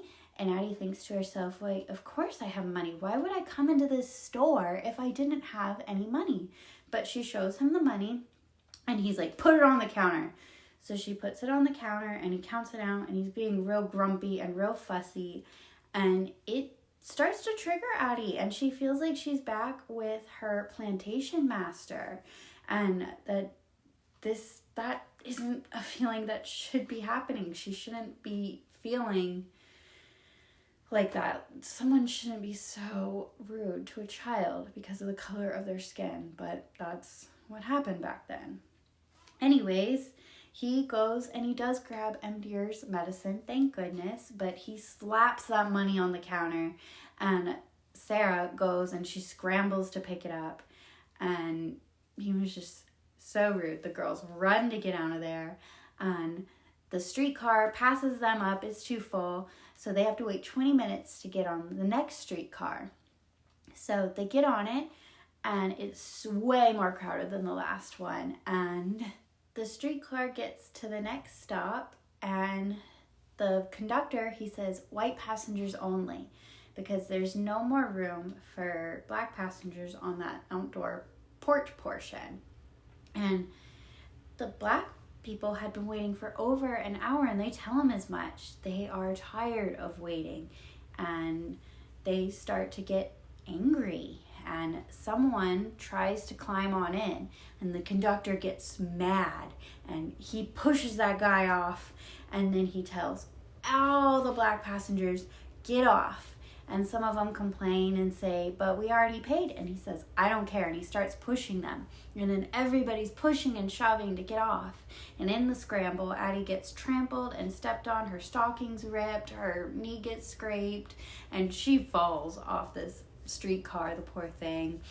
And it's just an awful experience for her and Sarah, who they even got separated during this. But they did end up finding each other. And Sarah asks, well, what do we do now? Do we wait for the next streetcar? And Addy says, we can't. We're out of money. And Sarah asks, how far do they have to walk? And Addy says, a long, long way. And that's what they do. They walk a long, long way back. And it takes them hours. And when they do get back, dear, she was so worried. And she lets the girls know how worried she was. And Addy, at first, she tries to not tell dear the whole truth. But dear knows from the waver and quiver in Addy's voice that something went wrong. And Addy tells her the full story of what happened that day. The girls say they don't feel free. They are treated rudely. They can't even ride a streetcar. They can't be treated nicely at a pharmacy. They don't feel free. And dear, she takes this moment to explain prejudice to the girls and what that means. She explains how while she is literally physically blind, prejudice, it blinds people in a different way. It might not blind them physically, but it blinds people to who someone can really be, to where they only see the color of someone's skin and they don't see the good parts. They don't see the human parts. They just see hate, and that it's an awful thing. And Addy, she's upset, and she says, but I can't change the color of my skin, and that's not fair, and that things can't change because she can't change the color of her skin. And dear says, don't let other people's prejudice make you a prisoner, because that's what it will do. It'll make you feel like a prisoner, like you're trapped in this hate cycle. And dear tells Addy to not let that happen, and to instead think of Sunny the bird and how his song goes out far beyond the bars of his cage, and that Addy needs to be letting her spirit and her song go far beyond and letting her joy out. Papa comes home and he takes Addy on a ride for his last few deliveries, and Addy doesn't tell him about her day at all. She does the very basics of, oh, I got better at Dutch rope, and dear was who helped me. And Papa tells her how he didn't get another carpentry job and that he's just so bummed out about everything. And Addy says that foreman, the person who was hiring for the job, was just blind to Papa's talents, and he's gonna find the right job for him. And Papa, he doesn't quite believe her. She's just a young little girl, and he's had so much hardship and heartbreak lately. And it's hard to overcome that sometimes. But Addy, at that last stop, she notices a sign across the street from where Papa's delivering, and it says carpenter needed. And she hops out of the wagon and she rushes to Papa and she points out that sign and she tells him, you have to go ask, you have to go ask. And Papa says, I know where this is gonna lead, but I will ask for you. So Papa knocks on the door and he tells the man, I'm a real good carpenter. I don't know how to read or write yet, but I'm gonna learn. But I am a real good carpenter. I can make anything in the whole world. And the carpenter asks, do you have any tools? And Papa says, yes, he has a few. And the carpenter says, I'll give you a try. I'll see you Monday. Bring your tools and we'll see how this goes. And Papa leaves so excited because this is his chance to do his true calling, what he's really good at. Because delivering ice was just a job, but carpentry, that's his passion.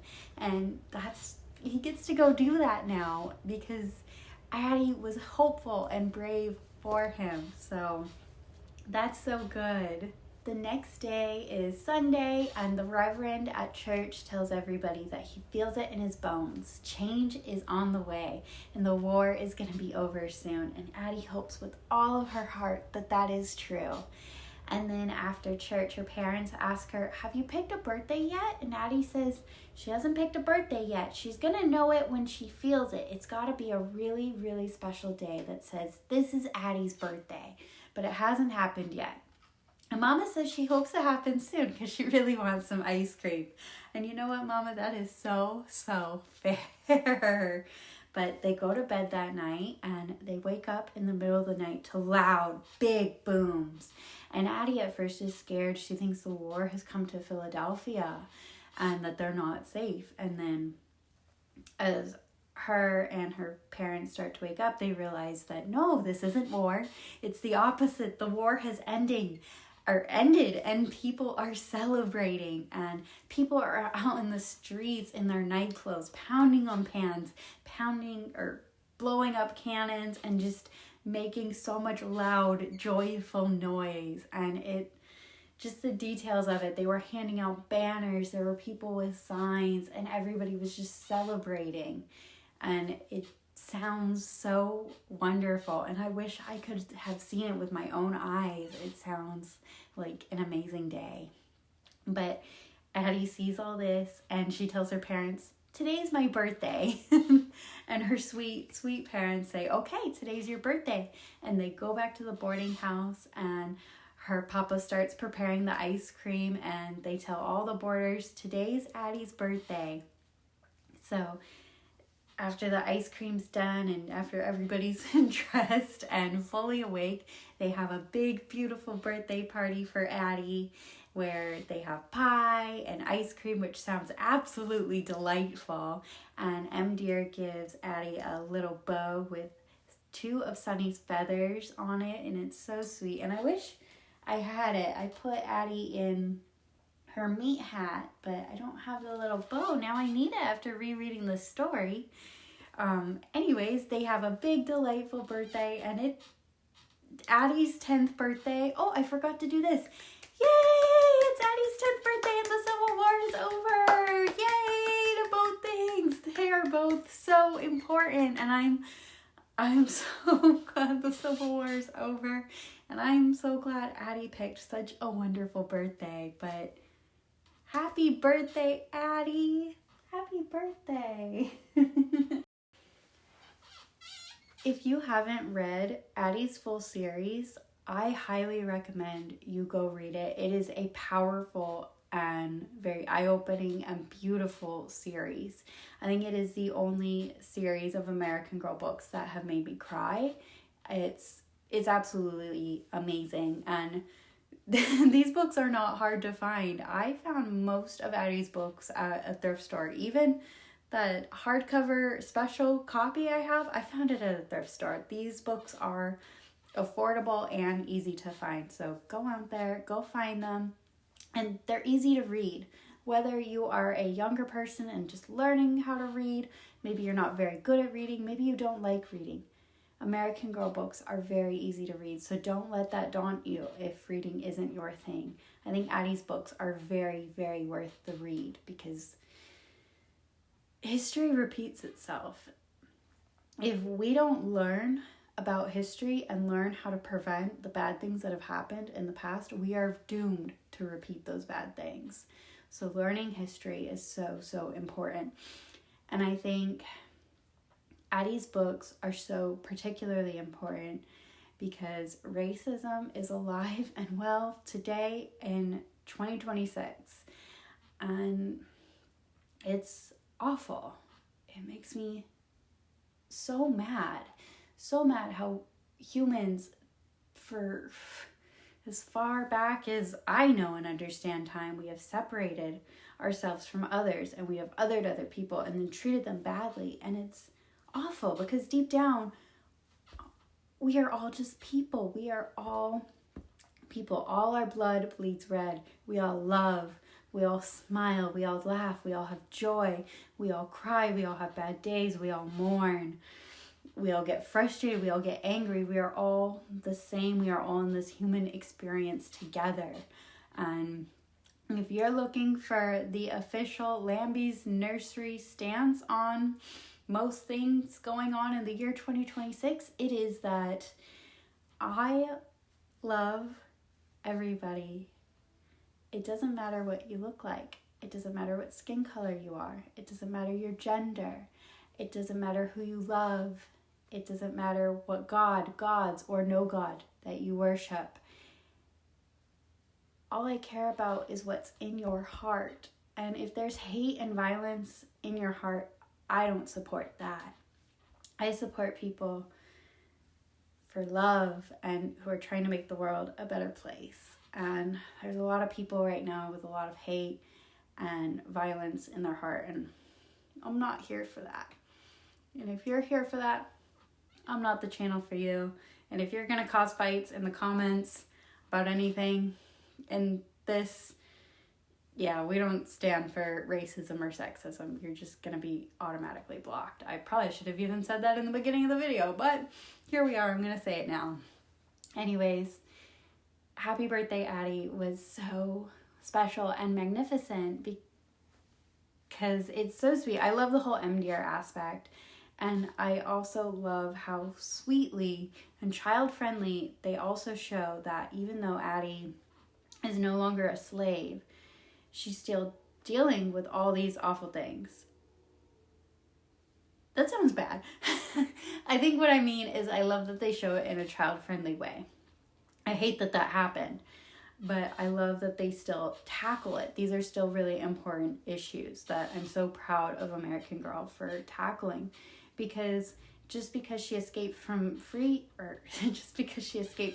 didn't mean everything was going to be sunshine and rainbows. Unfortunately, it should have been, but it wasn't.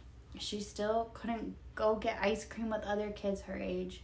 She still couldn't go get help at a pharmacy. She couldn't ride in a streetcar. There were so many things she couldn't do just because of the color of her skin, and it's infuriating.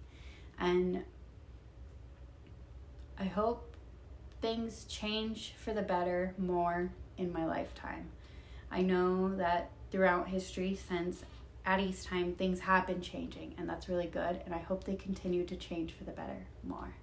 But let's go get some more ice cream. This time, I think it might be mint flavored with Samantha Parkington. Let's go have some ice cream again. But this time, instead of sugar, we're gonna use lots of salt. Won't that be good, Samantha?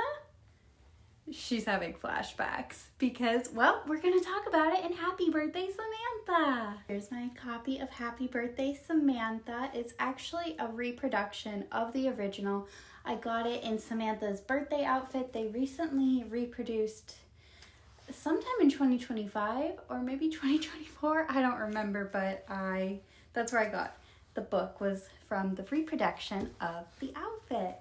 But anyways, let's begin. It's Samantha's birthday. Yay! Happy birthday, Samantha. Today she is 10 years old. Isn't that so fun? So Samantha doesn't have to wait till the end of our book to turn 10. Samantha turns 10 right away. She's our first and maybe only girl, so far at least, to do that. So yay! Happy birthday, Samantha! Aunt Cornelia's twin younger sisters are here to celebrate with Samantha. Their names are Agatha and Agnes, and their names are so similar that I can't keep track of them, so I'll probably just call them the twin cousins because they're Samantha's identical twin cousins. They are too hard for me to keep track of. And they are so mischievous in the books that it sounds like it's hard for anybody to keep track of them. They are so fun though. They bring Samantha a big bouquet of roses for her birthday, and it's wrapped in beautiful lace. And Samantha looks closely at the lace and she's like, oh my gosh, is this your petticoat? Did you guys cut up your petticoat? And they were like, yeah, it was already torn a little bit, so we just ripped it up some more. And Samantha thinks to herself how angry Grandmary would be with her if she cut up one of her petticoats. And Grandmary is Samantha's grandmother that Samantha lives with because Samantha's an orphan. Her parents passed away in a boating accident when Samantha was very young, I think 4 or 5. And now she lives with her very proper and a bit resistant to change grandmother named Grandmary. And they are very wealthy and they live in New York, and Samantha has a very lavish lifestyle. But anyways, Samantha and the twins, they're so excited to start this wonderful day. There's a big party planned and so many fun things to do.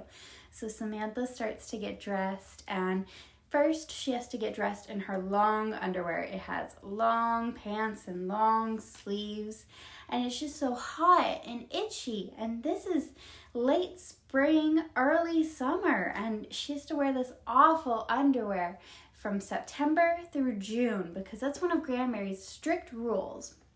And the twins say no one in New York City, where they're from, wears long underwear anymore, so you shouldn't have to.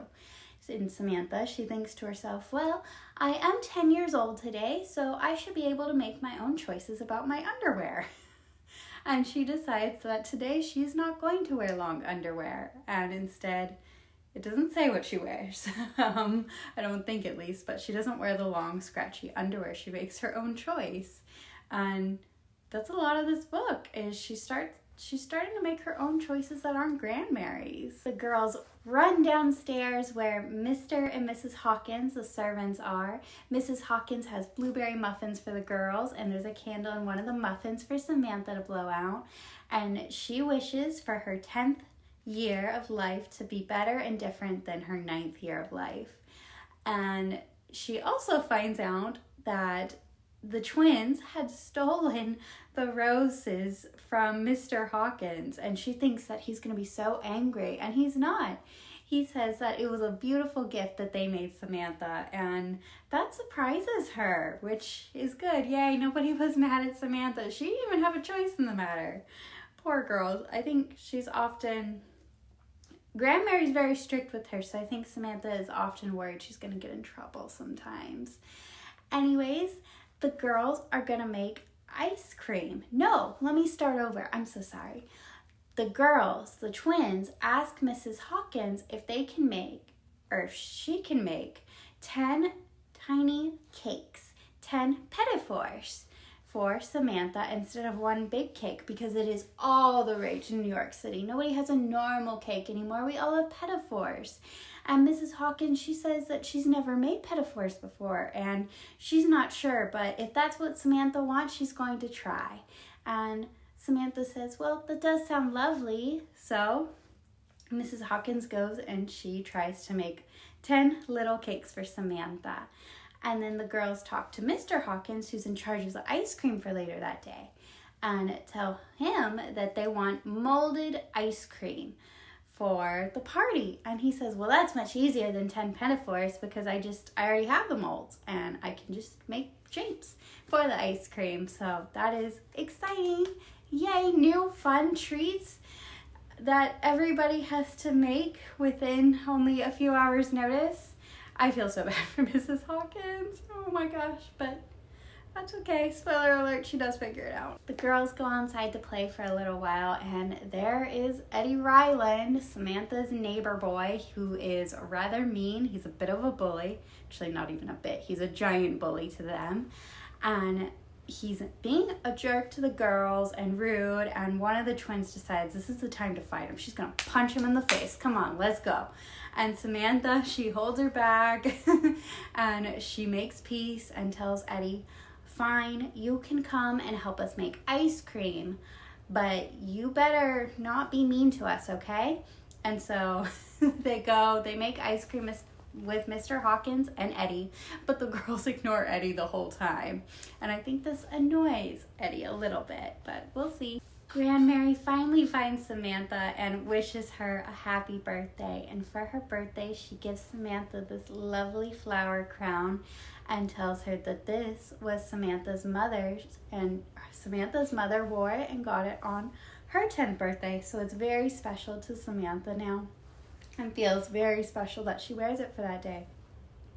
Because Samantha doesn't have very many connections to her mother now that her mother's gone, so it feels always very special for Samantha to have something of hers. But now that Grandma Mary's here, it's also time for all the party guests to arrive. So Samantha and Grandma Mary go out to the front yard to greet all of their guests, and all of their guests are carrying in big presents, and they're trying so hard to be mature and grown up and polite, so they just curtsy and they don't say much. And then all the girls, they all end up in the backyard, and it's very quiet and stiff. All the girls are being shy and not saying very much.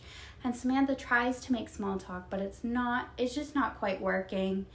And then one of the twins is like, well, let's open presents. That's a much better icebreaker. And all the girls agree, yes, this is a good way to break the ice. So Samantha opens her presents, and she gets so many lovely things from her friends.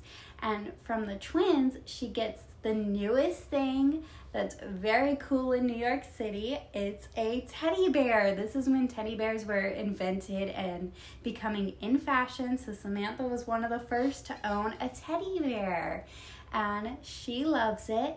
And everything goes quiet and awkward again at the party until Samantha hears an automobile, and that must be Uncle Guard and Aunt Cornelia. So she runs to go greet them, and it is them, and they have something to show her.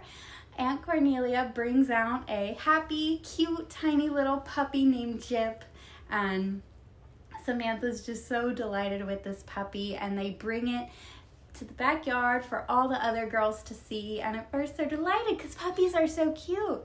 But Jip is an untrained, probably very young puppy, and he wants to play with everybody's shoes. So he's jumping around, trying to gnaw on these girls' shoes, and all the girls are screaming, getting up on their chairs because they want to avoid what is basically a baby land shark. Because if you don't know, puppies, when they're real young and teething, they want to chew on everything, and their teeth are razor sharp, and they hurt so bad, their little teeth. They are little baby sharks when they are young. So all the girls are up and squealing and trying to get away from this puppy. Then Jip sees something just delightful he has to have. He sees Samantha's teddy bear, and he grabs it in his mouth and he runs away to Eddie's yard. And the girls are chasing after him, and finally they kind of corner him. So Samantha takes off her shoe and tries to do a trade for her bear and the shoe and the dog. And the dog does let go of the bear, and they're able to grab her shoe back and the dog, but Eddie grabs the teddy bear, and he holds this teddy bear ransom, and he says, I'm only going to give you back your teddy bear if you let me have some ice cream and you let me play with the dogs. And the girls do not negotiate with terrorists. They tell Eddie, no way. And then one of the twins tackles him to the ground and takes the teddy bear away from him. Oh my gosh, I love that little twin. She's feisty. Anyways, Grandma Mary sees this kerfuffle that's going on, and Samantha explains to Grandma Mary what happened, and Grandma Mary says, well, you've all had a lot of exercise and there are refreshments on the table. How about we go have some? Which is such a polite and kind way to be. I wish I was as polite and kind as that. So the girls head over to the party table, and they have some lemonade to calm themselves after their exciting exercise. And then Mrs. Hawkins, she brings out 10 little pinafore cakes for each girl to have some cake. And Mr. Hawkins brings out some ice cream and eat. The girls are so excited about the ice cream. They dig into that first with big spoonfuls. And then they all immediately spit out the ice cream, and their faces are disgusting, and it's absolutely awful, and they know why. It tastes awful, like salt, like nothing but salt. And Samantha realizes that Eddie, he touched the ice cream. And Mr. Hawkins, he's like, no, it couldn't have been Eddie because I had him try some. And he said it was delicious. And Samantha asks, well, did you leave him alone with the ice cream after that? And Mr. Hawkins says, well, yes, I did. Eddie dumped bunches of salt into the ice cream, ruining it all. And Aunt Cornelia, she she stops another fist fight. One of the twins, she gets so angry and she wants to defend Samantha for having her party ruined, and she goes and she tries to get in another fist fight with Eddie Ryland, and Aunt Cornelia stops this. She stops her from trying to go to another fist fight, and she tells the girls, just ignore the ice cream, just push it away, it'll be okay, just eat your cake.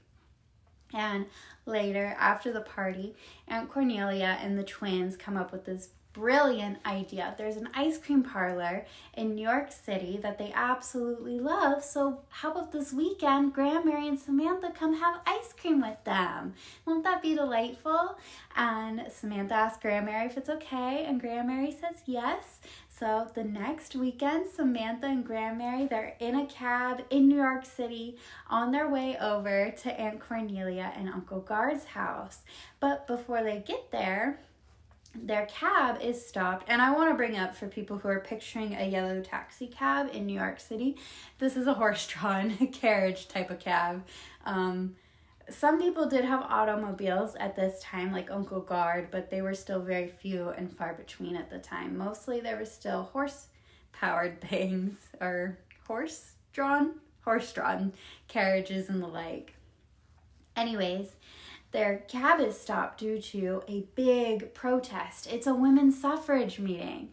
And at the time, in 1904, women were not allowed to vote. They didn't have the right to vote yet, because a lot of people, and I say people because Grandmary is one of these people, despite being a woman, Grandmary feels that there's no reason for women to vote, that men should make all the decisions. And men felt that women were just too dumb to make decisions on who should lead, so women didn't need the right to vote.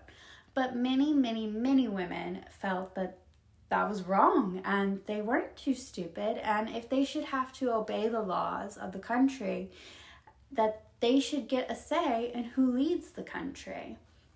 So this was called women suffrage, and they had meetings and parades and protests and did all kinds of things for many, many years to try to get the right to vote. And I have voted several times in my life now, so I can safely say women in the United States have the right to vote. Thank you, Aunt Cornelia. Oops, did I spoil something? I didn't even mean to spoil that. Yeah. Spoiler alert, sorry. But Samantha and Grandmary, they see all the protesters, and Grandmary, she is not impressed with this. She does not think women need to vote, and she thinks they are making absolute fools of themselves out here with signs and talking really loud about wanting to vote. They should be inside their homes in their kitchen. Why are they out in public making fools of themselves? But they make it to Aunt Cornelia and Uncle Guard's house, and I got real curious. They live near Grammarly Park. Oh gosh, I don't remember now, because Grammarly is not a place. Grammarly is something that helps you with grammar. Anyways, they live in a park in New York City, and I looked it up, and I looked up townhomes that are across the street from the park, like Aunt Cornelia and Uncle Guard's house is. And the price of one of them was $29.5 million in today's money. And there was another one that was like $13.5 million.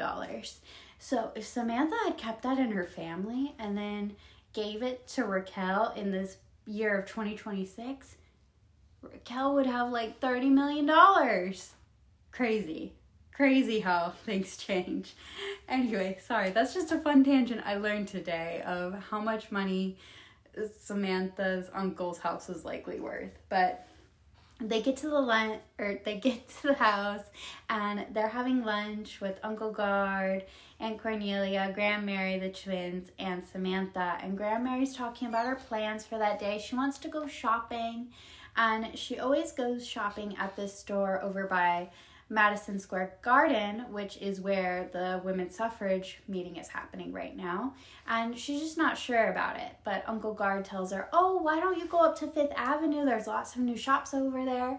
And Miss Grandmary, she's like, well, it's too hard to change, and I'm not going to change and go shopping somewhere else now. So Grandmary decides she's going to go shopping. where she always does, even if she has to be near those women making absolute fools of themselves. And as she's lamenting how foolish these women are, Aunt Cornelia is like, what? You think they're foolish? And Samantha's like, why? And Uncle Guard, he can sense this is gonna go wrong. So he says, oh my gosh, there's a present here for Samantha? Who knew? And he gives Samantha her present, and she opens it up, and inside is a beautiful doll carriage. It's red, has 3 wheels, so it's like a tricycle type thing, and it's absolutely lovely. Her and the twins are obsessed with it, and they ask if they can go for a walk in the park across the street from the house that is probably not pronounced Grammarly Park, and they ask if they can take Jip. And Aunt Cornelia, she says, you guys have to keep an eye on Jip. Remember at Samantha's party, you let him go and he got crazy and loose. And you have to keep a hold of his leash the whole time. You cannot let him run wild. And the girls promise they won't let Jip go. They won't let him get loose. They'll hold very, very tight to him. And the girls, they go out to the park, and there's a big, beautiful fountain in the center, and there's some swans. I think they're fake swans, and there's just so much going on to puppy Jip. And he wants to play in that fountain so bad, but the girls, they're like, you're not playing in the fountain. So they pick him up and they carry him for a long time. But one of the twins, the twin that's carrying him, is getting very tired, and she asks the other girls, will you take a turn and carry him? And they both say, no, we're not going to carry Jip. So that twin has a grand idea. What if we put Jip in the stroller? And the girls are like, well, okay, if you wrap his leash around the handlebar, I guess it'll be okay. So they do that. And Jip looks so cute in the stroller for about a second. And then he yanks his leash and he's fully loose and he runs away from the girls. They have to go get Jip. They have to find him. They are not going to break their promise to Aunt Cornelia, and she's not going to find out about this. If we just get Jip quick enough, Aunt Cornelia will not find out he was ever gone. But Jip gets out of the park, and he is in New York City. And there's horse-drawn carriages, there's people walking, there's probably a few automobiles. There's so much going on. And the girls, they leave the stroller behind, and they are running after this dog, ducking behind people, trying to find him, like looking around everywhere. And they even almost get hit by a fire engine that's driving by. But thank goodness they don't. But they chase Jip for blocks and blocks and blocks until they're on 5th Avenue, which is even busier. And they're losing hope until he ends up in a park. And it's a park that's filled with people. But the girls don't really notice. They only have their sights on Jip, who jumps into a fountain. This boy really loves fountains, and he gets himself all nice and wet and dirty. And the girls, they're just about to pick him up when he hears a voice. There's a voice up on the podium over there for the suffragists, and it's starting to talk. And Jip hears her, and he gets out of the fountain, and he runs to the voice while soaking wet. And you know who that voice is? That's Aunt Cornelia.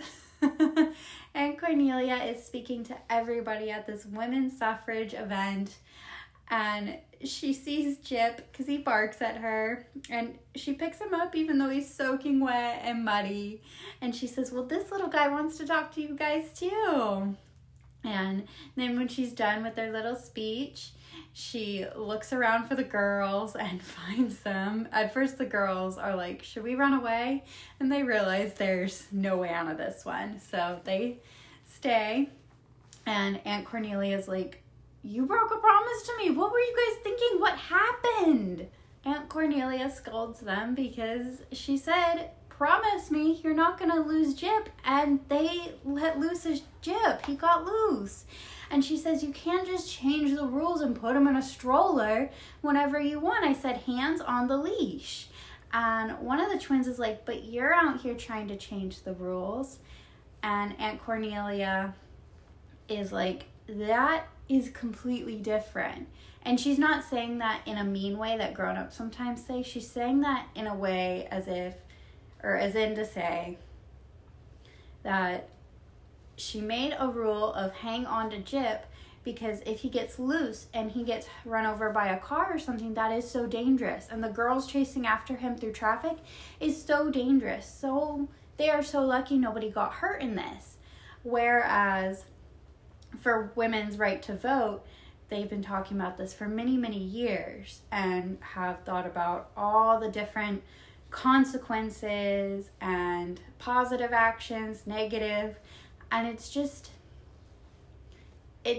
the consequences of women being able to vote isn't as dangerous as chasing after a dog in traffic.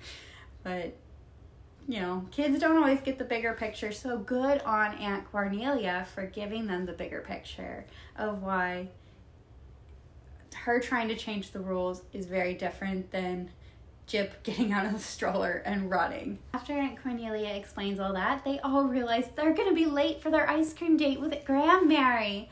So in their dirty, gross clothes, they run to the ice cream parlor and they see Grandmary and her face is red and she looks upset. So Samantha rushes over to her and explains everything as quickly as she can, and then she realizes she's about to out Aunt Cornelia, so she stops herself. And Aunt Cornelia jumps in and says, I was the speaker. That's how I got Jif, because he ran up to me while I was speaking. And Grandmary says, I know, I was there. I watched it. I watched you. And she says that she's always felt she's been too old to change her opinions and change her mind. But today she did. That what Aunt Cornelia said changed her mind and made her realize that if women feel they want to vote, that they should be allowed to vote. Yay! Changing our minds. It is so good to see. And it is possible for anybody to change your opinion. Old dogs do learn new tricks. Trust me, I have a almost 11-year-old dog and I'm teaching him things. Mostly I'm still trying to teach him to get off the counter, but some days he remembers to keep off the counter. So yay Nova, big yay to Nova. Anyways, Grandmary changed her mind, and to celebrate, they all have ice cream. The end. In review for Samantha's birthday book, I feel like there's not a lot of going on. It is a good vibes. Let's have a birthday party book. That is fun, and we do get a decent amount of history on women's suffrage, which is so good for kids, especially girls, to know that we had to fight for our right to vote as women. But compared to the other books I've read so far, it was just a different type of book, and that's okay. It was a good read. Maybe we needed a break. Maybe this was our palate cleanser, because I'll tell you guys a little secret now. I've recorded these out of order. I wasn't nice to Molly. I wasn't nice to Molly at all. So Samantha has been our lovely, beautiful palate cleanser. Thank you, Samantha. And may you have sugary ice cream soon. Can we just be honest with each other? The economy sucks right now. But it sucked even harder when Kit Kitteridge was alive and well and turning 10 years old.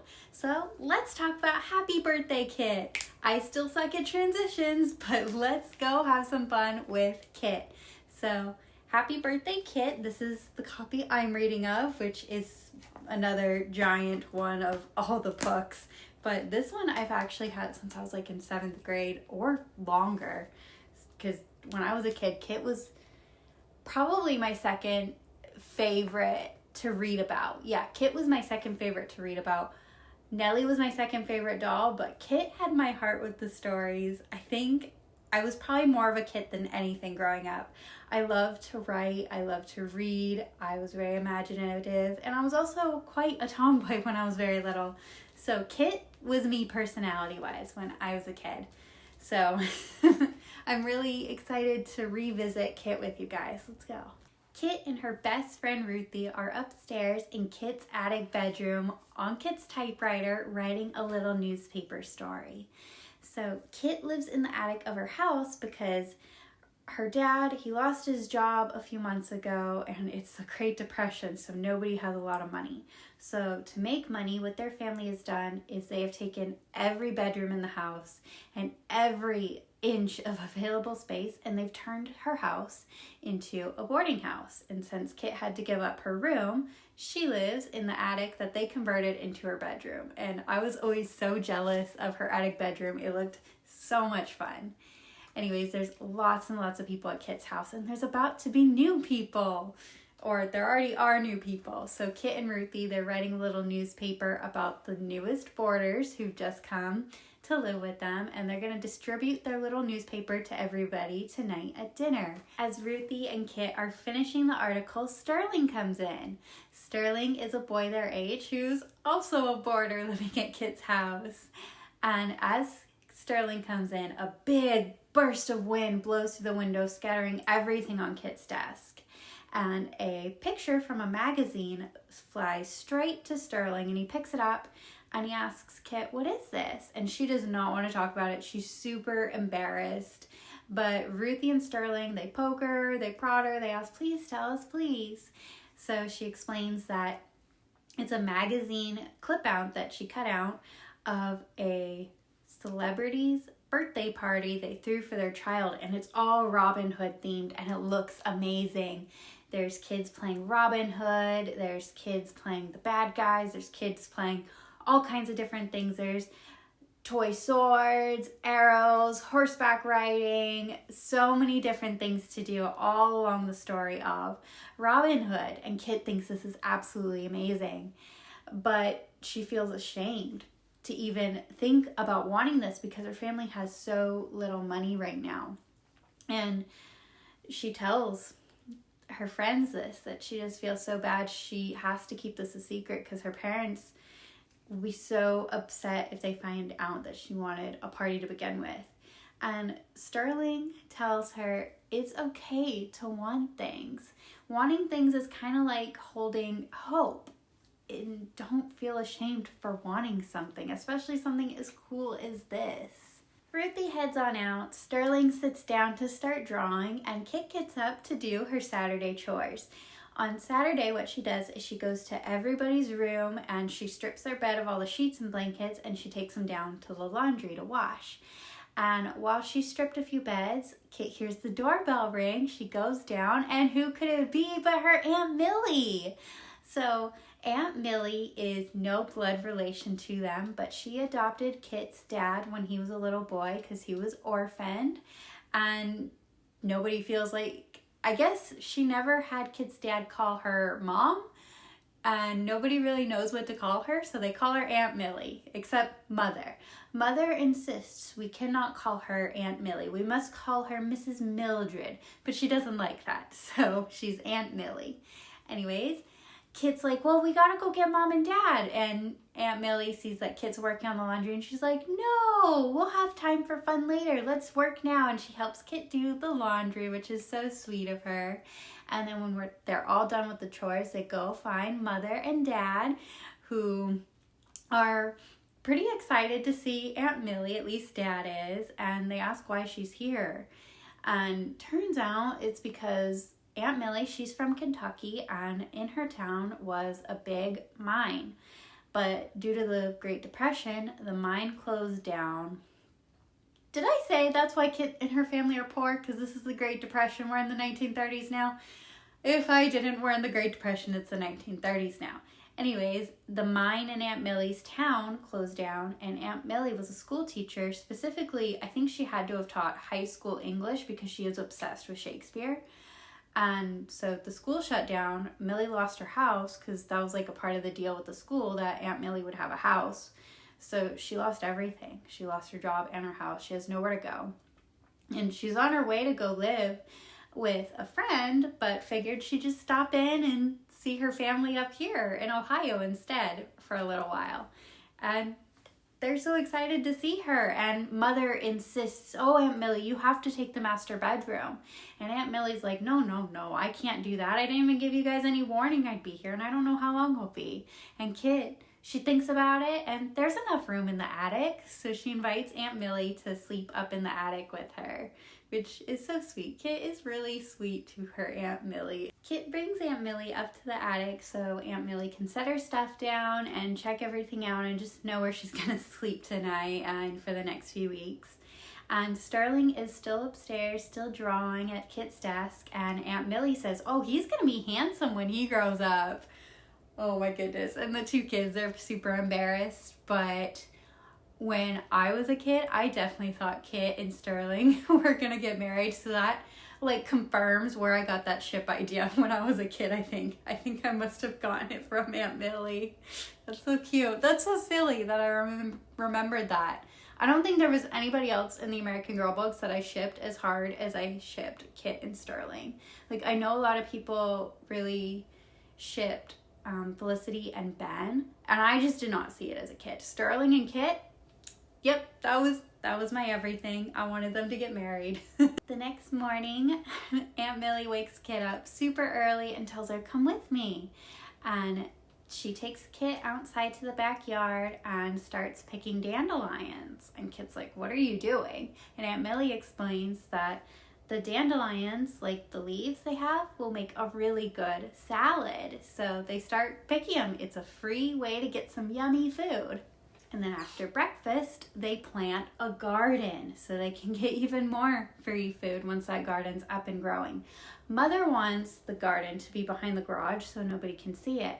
But Aunt Millie points out there's not a lot of sun in the garage, so it should be near Mother's azaleas in this bright, sunny piece of the yard. And Mother's kind of upset by that because then everybody's gonna see they own a garden, and not like a pretty flower garden that Mother is used to, but like the kind that feeds you. And Mother doesn't want to look poor. From what I remember of the books besides this one, and this one is very much prominent, Mother does not want to look poor.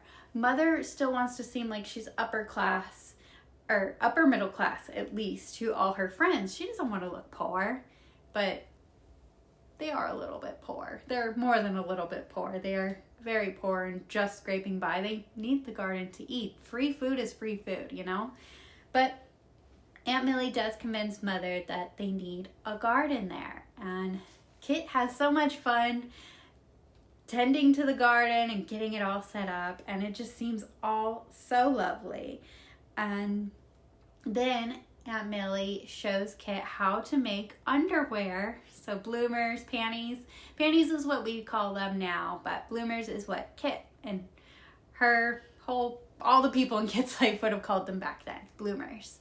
And Aunt Millie shows Kit how to make bloomers out of a flour sack. So it used to be you would get your flour, like the flour you used to bake, in a big sack.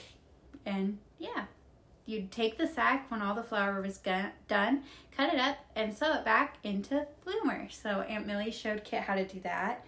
And Kit is a bit horrified that she's going to have what used to be a flour sack on her butt. But Aunt Millie says, waste not, want not. And if you've never heard that phrase before, it means waste nothing and you won't want for anything because you have so much. And that was a really big attitude during the Great Depression, because so many people had very little that you had to reuse, you had to recycle, you had to do whatever you could to survive, to keep eating, to make sure you still had clothes on your back. Aunt Millie is full of so many ideas to save money and make things easier for the family, financially at least. Like, she takes Kit's sheets, because Kit's sheets are worn out in the middle and there's a big hole in them. So she tears the sheets in half and she takes the edges that are still good and she sews them together in the middle. So it's almost like she has new sheets, or at least they'll keep her warm in the middle at night.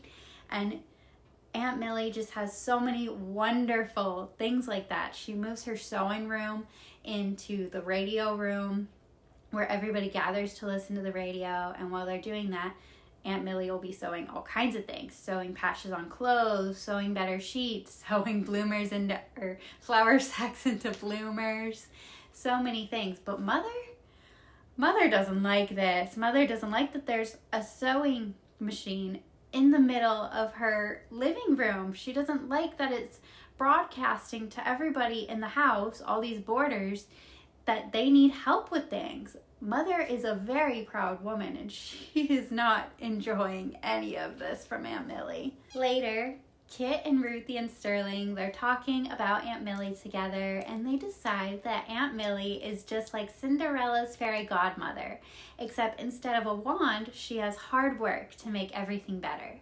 And they want to remember all the good ideas that Aunt Millie has. So they decide they're going to write a book, and they call it the Waste Not, Want Not. This is going to be hard for me to say. The Waste Not, Want Not Almanac. That's a tongue twister. And they're putting together all of the things that Aunt Millie comes up with, and they're writing them down so they'll never forget. And so if anybody needs any of these tips, they also have a quick way to show them, here's some great ideas. Then one Saturday afternoon, Aunt Millie and Kit, they go shopping, and first they start off at the butcher, and this butcher is always grumpy. And Aunt Millie, she immediately looks at him and she's like, "You're a hillbilly, aren't you?" And he's like, "Why? How'd you know?" She's like, "I am too." And Aunt Millie charms her way into getting a whole bunch of stuff from him for cheap that she can use for soup and all kinds of things. And Kit's a little bit impressed because she's never heard this guy say anything at all. And there he was talking and giving them stuff for cheap. And then Kit notices the time, and she's trying to pull Aunt Millie out of there. And she's like, hurry, this grocery store, it's going to close soon. And Aunt Millie's like, I hope they close soon because it's Saturday. The store isn't open tomorrow on Sunday. So that means they're going to try to get rid of everything on the cheaper end of things, like things that are about to expire. They want to get rid of those things so they sell them cheaper Saturday evening. Pro tip, unfortunately, I don't think it works that way at a lot of grocery stores anymore. I wish it did. But anyways, so they go to the grocery store and they're able to get so many things for cheap, like crushed bread, dented cans, things that were about to expire. They're able to get a lot of food. But Kit, she starts to feel really embarrassed about this because anybody there knows that her family's poor and they can't afford to come any other time and buy all this full price, and that's embarrassing. But Aunt Millie tells her there's no reason to be ashamed of being broke. It's not shameful. It's just a part of life. Sometimes people are broke. It's not a reflection on your character. It's just where you are at life at that point. And then soon after, Aunt Millie comes home with chickens. Yay, chickens. And Kit, she loves these adorable little guys instantly. They're just so cute with all their clucking. And Mother, she is not happy. Why do we have chickens? They're loud, they're stinky, and everybody's going to know we're poor because we have chickens. And insists that this time they are going behind the garage in that shady spot so nobody can see them from the street. And Aunt Millie does agree that that is a good spot for the chickens. Chickens do need shade more than gardens do. The biggest reason that Mother is not very happy with this chicken idea, though, is because Kit and Sterling are going to be selling the eggs. That means Kit and Sterling are going to be going door to door selling eggs. All the neighbors are going to know that they need money, and they need it so bad, they're sending out children to sell things. Oh my gosh, the horrors of everybody in the neighborhood knowing they're poor. It's pretty silly.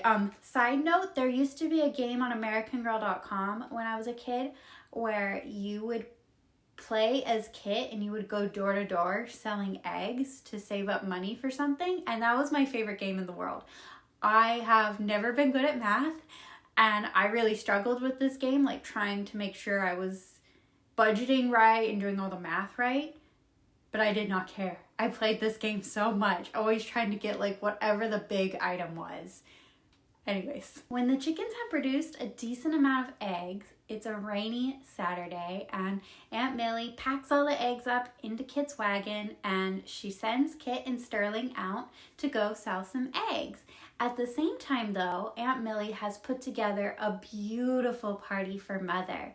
Mother used to have garden parties all the time, and these were parties out in her garden with other ladies who loved gardening and gardens, and I think it was like book club, but for gardens. Like, they would talk about different ways to plant different flowers. It was just a big to-do, but Mother hasn't had like a very special fancy version of this party in so long.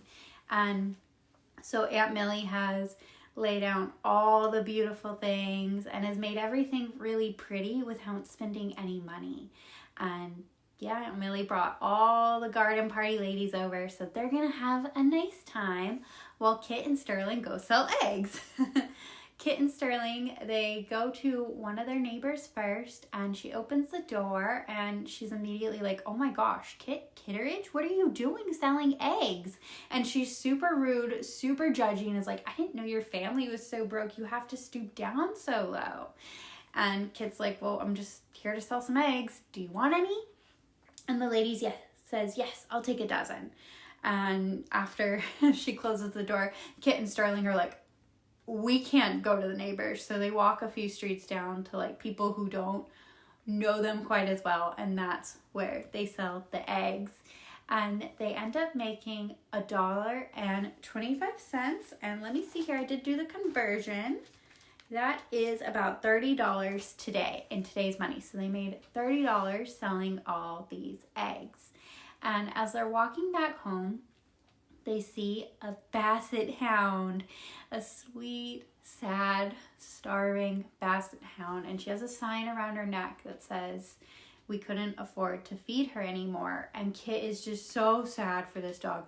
And if you've seen a basset hound before, they already look sad. Even at their happiest, they're just droopy, sad faced dogs. So I'm sure the dog really was sad, but they're just a breed that always looks sad. It's adorable. So Kit and Sterling, they put her in the wagon and wheel her all the way back to the house. I love it.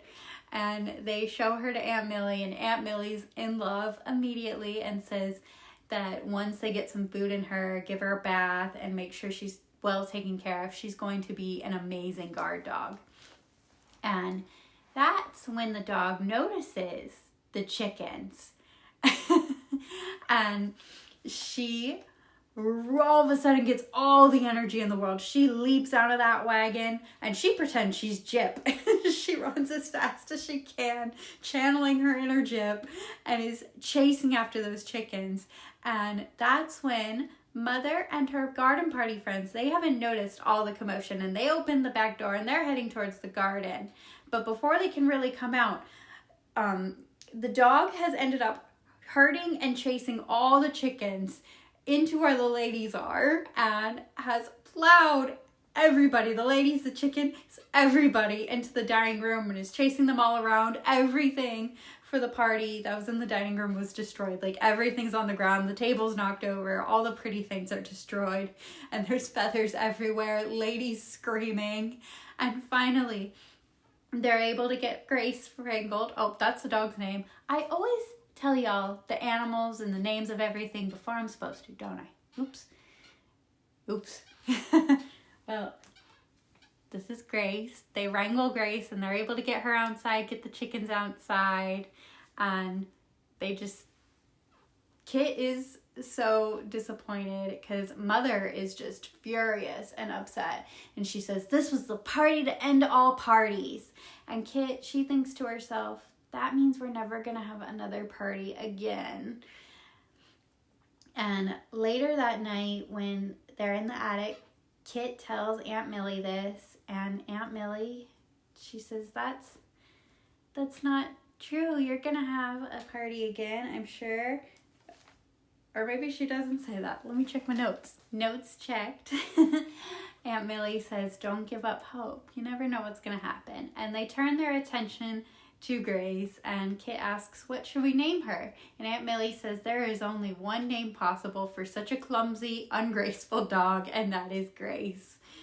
Sweet little Grace. And Grace is such a good girl. I love her. And they did give her a bath, and so she's clean enough to sleep in bed with Kit tonight. Don't worry about the fleas or the dirt. She's okay. She had her bath. And later, as time goes by, Grace actually turns out to be best friends with the chickens. She's a really good guard dog to them. She's always laying by their coop and just making sure they're okay. That is Grace's spot. She knows her job is to take care of those chickens, and she does a very good job. She's a very good girl.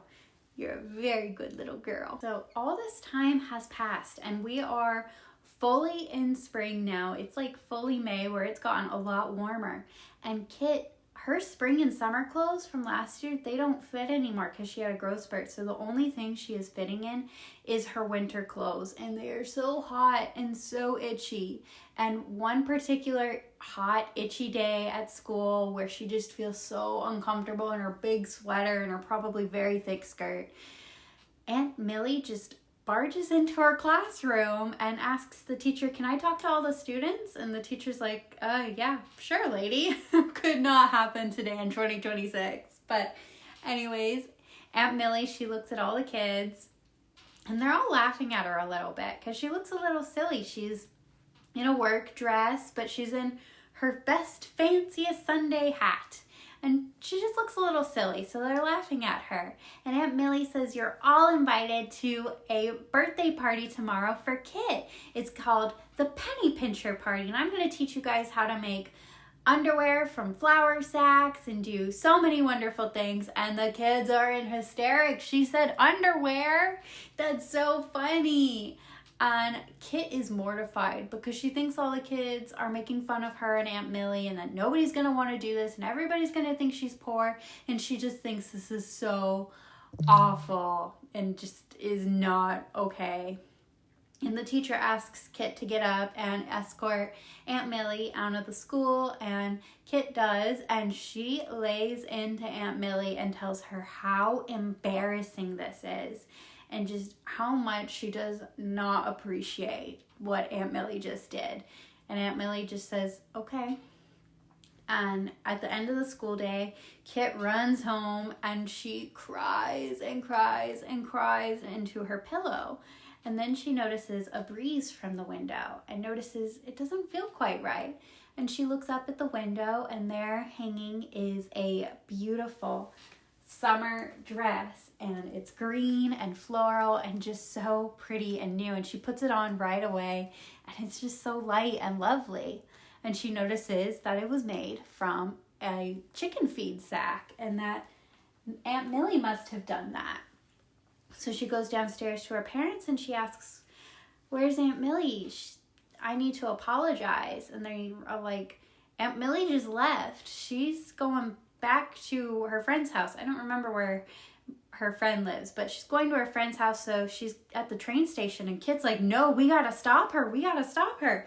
So they rush over to the train station to meet up with Aunt Millie and tell her don't leave. And the Kit at the train station, when Kit sees Aunt Millie, she begs her to stay, and Aunt Millie says, well, I can't. I'm bossy and embarrassing, and y'all don't need me anymore, so I'm gonna go now. And that's when Kit shows Aunt Millie the Waste Not, Want Not Almanac.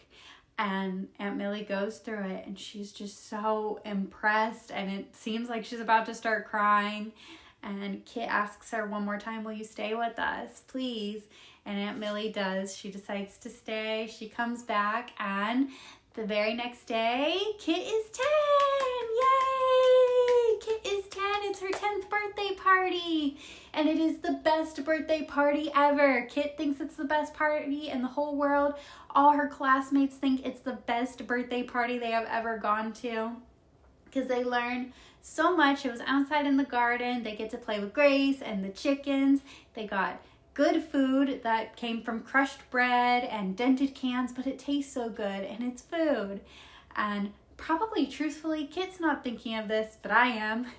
All those other kids, their families are probably struggling too. And free food's free food. So while Kit is so ashamed to be poor, these kids are probably poor too, let's be realistic. Anyways, they learn how to make bloomers from flour sacks. They get to learn how to make so many wonderful things, and they just have a great time. And Kit thinks that this was much better than a Robin Hood party. And in a way, Aunt Millie is Robin Hood. She doesn't steal from the rich and give to the poor, but she saves, and she saves up all her money, and she does anything she can, and then gives everything she can to those in need. And it's so sweet. Yay! Happy birthday, Kit! After rereading that book, I need to have everything in Kit's collection right now, right this second, and I need to reread all of her books. And Kit even has a lot of mystery books.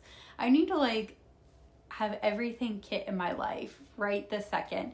And part of that is because Kit was always one of my favorites for the stories, at least as a kid. And I think that's because she was a tomboy, I was a tomboy, and we both like to write. But also, the economy's been really bad lately.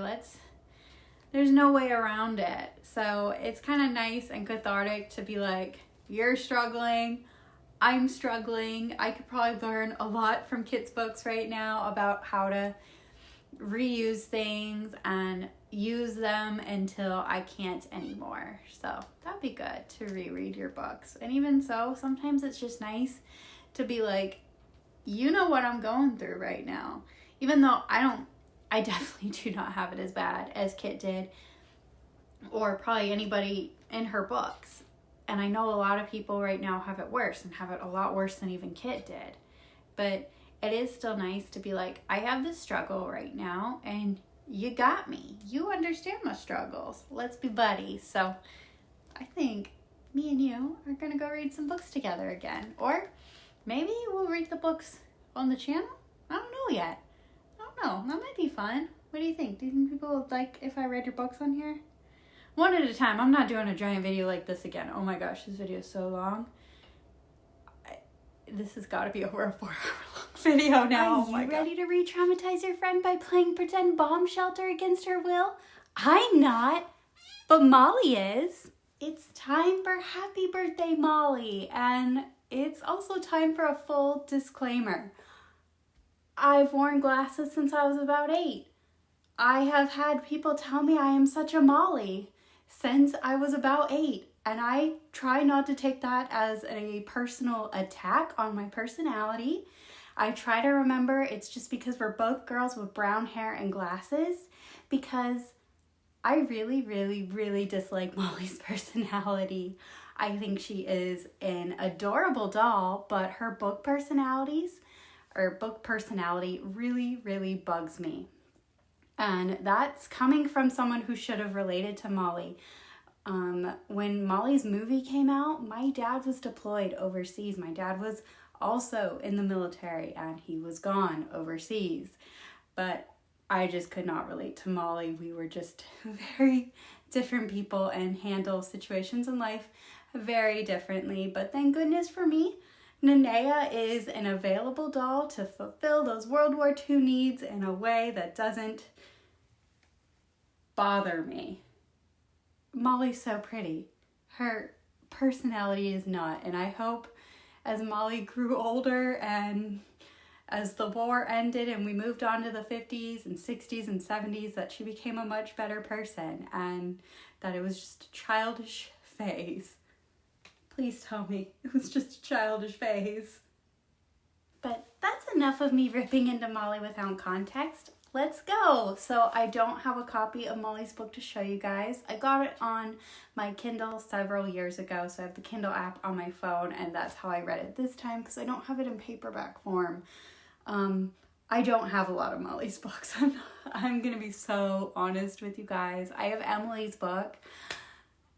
I have beef with Molly. I have long accepted I really like the Molly doll. Don't like the character, but that's okay. Maybe I'm going to tell you all the story of Molly's birthday and you can agree or disagree with me, and that's okay. Everybody's allowed to have their own opinions. Anyways, it is a few weeks before Molly's birthday, and she has big exciting news to tell her friends. They're on their way over, and she cannot wait to tell them. She has two best friends, Linda and Susan, and when they come over, she excitedly tells them the news. A British girl is coming to her house to stay for a little while. Isn't that so exciting? And then Susan says, for realsy, she really says this, you're so lucky, you get a real English girl for your birthday. Like Molly's mother is gonna wrap this poor girl up in a box and have Molly open her and be like, there you go, a human child for your birthday. Like, Emily is a puppy. And spoiler alert, the English girl's name is Emily. Thank goodness Molly's mother is a much more hinged individual than Susan. Molly's mother does not wrap Emily up, so spoiler alert, none of those shenanigans happen. But the girls talk about what Emily's gonna be like. They think she might be starving and covered in rags and miserable. Or maybe she's a princess. Maybe she's related to Elizabeth and Princess Margaret Rose. Who knows? They're so excited to find out. But one thing they do know is she's going to be so excited to play their new favorite game with them. It's called Bomb Shelter. Isn't that great? So let me give you some context and background information. Molly's story takes place during World War II. And in England during World War II, the Nazi Germany was bombing England almost every night, and it was awful. These are real bombs that cause real destruction and violence and killing and pain. This is real. And the English people would have to hide in bomb shelters, or they would have to hide down in the tube system, like what we know as a subway in America. They would have to hide, and when they'd come up, a lot of things, their lives, their buildings, their shops, their homes would be gone. It was awful. So what a lot of families were doing in England were sending their children to the countryside or other places they felt were safer to keep the children safe. So Emily is being sent to America to keep her safe, and she's supposed to be staying with an aunt, but the aunt is in the hospital with pneumonia. So until her aunt's feeling better and well enough to take care of a child, Emily's gonna stay with Molly and her family. But back to bomb shelters, because Molly and her friends, they're so excited. They think Emily's gonna love playing their new game. And their new game, they saw it in a newsreel at the movies. They saw how the English people would get into bomb shelters that were little square boxes. And I didn't look up to see if this was actually true. I know bomb shelters are. I don't know if they were square boxes. But the girls think this is so cool that in their basement, they get a little card table and they cover it in a blanket, and they go hide in their fort, and they call it a bomb shelter, and they play bomb shelter. So that's what the girls do after Molly tells them about Emily, is they go hide in their bomb shelter, and they're complaining about how stuffy it is in there and that it's hard to breathe and it's so cramped, and they're asking each other, do they sleep in here all night? And they're not really sure. And then Molly's older brother, Ricky, he starts dribbling his basketball on there. And Molly complains, but she's not too mad because it sounds like bombs are dropping on their shelter, and that makes it more realistic and fun. We're gonna get more into my ass on this whole thing, but for now. Ricky tells the girls that their little card table with the blanket thrown over it would not survive a real bomb. And the girls are like, no, this is how they really do it in England. We saw it in the movies. And Ricky's like, it would not last. You'd be dead. And that's very, very true. A card table and a blanket will not protect you from a bomb. But I'll talk more about that later. Before they do much else though, Emily is here, yay! Molly's mom brings her in, and all the girls and Ricky are all trying to get her attention and talk to her and introduce themselves. And Emily's just very quiet. They notice she's very skinny, like the skinniest child they'd ever seen. And she's very quiet. And then one of the girls brings up how Emily doesn't curtsy to them, and she's supposed to curtsy, isn't she? And Emily she gets very embarrassed, and it's just very hard. I am very shy, and I was even shyer as a child. I understand Emily so much right now. It is so hard when you're already shy and then coming into an overstimulating, crazy situation where you don't know what's going on, and then it seems like people are making fun of you. It's so hard, and you don't know what to do, especially at 9 years old.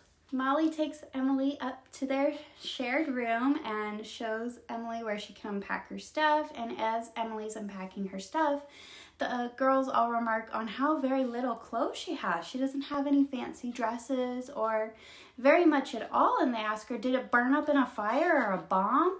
And Emily, she just doesn't even honor that with her response. It is just really unhinged and not a nice way to phrase that question at all. But Molly, to her credit, does notice that Emily needs to be cheered up. And so Molly says, Emily, do you want to come to the basement with us? We have a fun game we know you're going to love. And so they take Emily downstairs to the basement, and they show her their bomb shelter, and they explain it to her because I'm sure at first Emily's just like, what is this? What game of pretend are we playing? Because it is just a table with a blanket over it. So they explain it's a bomb shelter and how they want to share it with her and play with her because they know that this is what she experienced in England all the time, so it must make her feel at home. And the girls get in and tell Emily to get in, and instead Emily turns around and she runs away to the room as fast as she can. That made her probably feel extremely uncomfortable, re-traumatized, icky, gross, and awful. Absolutely awful. And later, Molly's telling her mom, she's like complaining that Emily doesn't talk very much and she didn't want to play bomb shelter with them. And Molly's mom, she reminds Molly that Emily is new to this environment. It's all very overwhelming, and she's only seen war since she was 4 or 5 years old, and this is just overwhelming and hard to take in. And she does gently remind Molly that Emily has seen bomb shelters and bombs and war firsthand, but she doesn't give her as much of a scolding as I would expect or even want in that circumstance. If I noticed my niece was like trying to traumatize some other child with their trauma, I think even and I'm not her mother, I'm just auntie, I think even I would be like, whoa kid, whoa, we're gonna talk about why this is not a nice thing to do at all. Molly's mom doesn't even really do that. She's just like, kids will be kids, I guess. Emily does not warm up to the family, and I don't blame her. Immediately she first gets in there, and that's overwhelming, but that is overcomable in a short period of time. Then they immediately take her trauma and have made a game of it and are trying to force her to play. Yeah, I don't blame Emily at all for being like, these people are crazy and I want nothing to do with them. But Emily goes to school with Molly a few days later, and all the kids are so obsessed with Emily, and they're asking her so many questions like, did your house get bombed? Have you seen any bombed down buildings? And just asking her all these questions about bombs, which, might I add again, is her trauma. That's Emily's big, huge trauma. And Emily just shuts down. She does not want to talk about this with them and is so quiet. And eventually the kids get bored of her and stop talking to her. And Emily is basically ostracized and ignored from the class from that point on, it seems, for the rest of the series, because she doesn't want to talk about her trauma with strangers. Strange children, I might add. Yikes on a bike. Also at this point, this is when Molly considers her a disappointment. Molly, I consider you a disappointment. You did not have to be so awful to this girl. Calm down. Take it down a few notches, okay? What is up with all the re-traumatization? Let's just knock it off a little. Let's play a different game. Can we play some different games? What other games do we play as children? I like to play horsies, where we all pretended to be horsies. Can't you do that? Please? One night, they're sitting at the table, and Molly's birthday is really soon. Soon enough that their mom wants to plan Molly a birthday party, and they're starting to plan it at the dinner table. And then a loud shrieking alarm goes off, and this alarm is thrown at the whole city they're in. And this alarm is to tell them that they're gonna do an air raid / blackout drill. And that's where they put blinds on all the windows, they turn out all the lights, they make no noise. They go to the basement and they pretend they're gonna be bombed. And they turn off all the lights in that so that back then the technology wasn't there for fighter planes. They didn't have like sonar or any capabilities where they could like see in the dark.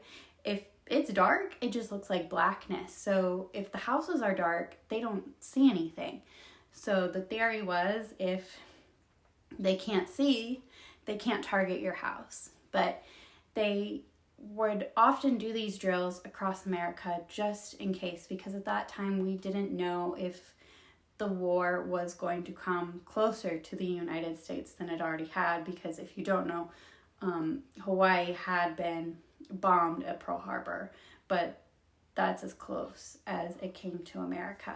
But anyways, there were lots of blackout drills, and today there's one in Molly City. And Mom tells everybody their jobs, you know, you go get the blankets, you go get the curtains. Molly and Emily take Molly's little youngest brother down to the basement and just sit tight.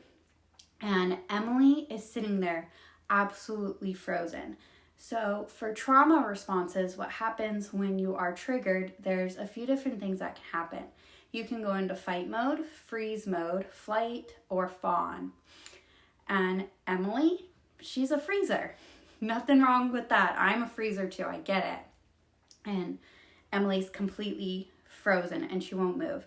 And Molly's telling her, come on, we gotta go. She's just thinking that Emily's just like dawdling on purpose, and Emily's still not moving. So Molly's like, we gotta go to the basement, come on. She's starting to get more agitated with her. And the little brother, who's like, he's like 4 or 5, he just tells Emily, come on, it's just pretend, it's okay, this is just pretend. And that's when Emily starts to unthaw a little bit and realize this is just pretend.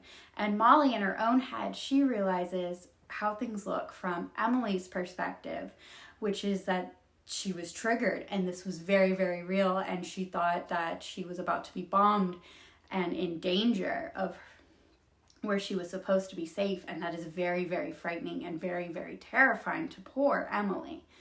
And Molly gains some empathy in that moment. And she tells Emily, yeah, this is just a drill. We just do this every now and again. And Emily finally gets up and she finally goes down to the basement with them. And Molly's mom explains it a little bit more to Emily, but Emily goes to the furthest corner away from everybody she can. She is still so uncomfortable with this family. She feels so unsafe. Not only are they overwhelming and have made her feel extremely uncomfortable with the bomb shelter game thing, but now she's triggered in a way that isn't their fault. But this is how she handles it, by going internal and freezing, which is such a valid trauma response. It's very normal to handle things like that. Molly goes and she sits with Emily, and she notices that Emily is shaking and she's crying. This girl is absolutely triggered. That fear, everything, her trauma is right there, raw in the surface. She might even be having a flashback at that moment. We don't know. But she is very, very scared and not okay. And she starts to tell Molly what it was like every night in the bomb shelters. And she says they'd hear this awful sound, which from my experience probably sounds like a whistling or maybe a buzzing down sound. You can almost hear it make a downward motion, or at least that's what I hear. And then you'd hear silence for a moment, and then just this earth-shattering, explosion-y boom. And it's an awful sound. It's not even something I am very privileged. This is not a sound I have heard in real life with my life in danger. I'm very grateful for that, but it is still a very scary sound.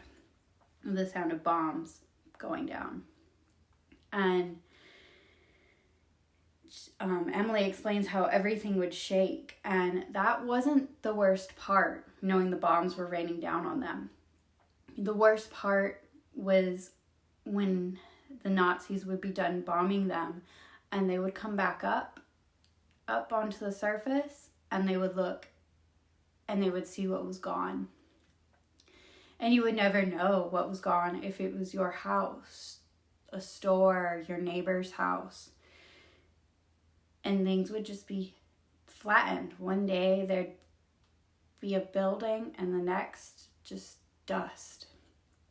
And sometimes the flowers would still be growing on the sidewalk to the house, but there'd be no house left. The bombs destroyed it all.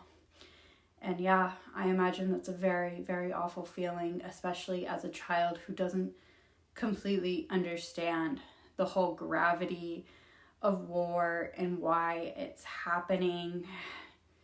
Why doesn't even matter, because it's just awful and violent and destructive and hell. And Emily, good for you, girl, for saying this. She point blank looks Molly in the eyes and she says, this is not a game. Bombs are not a game. It's real life. A real life thing that kills people. Go off, Emily. Oh my gosh, mic drop everything. Go off, Emily. She's so right. She's so right. And let me say this.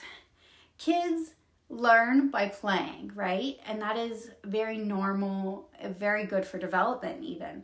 I remember plenty of times playing Titanic with my friend, and she had a Barbie like dreamboat, and we'd have the captain and the lookouts and mostly Rose and Jack.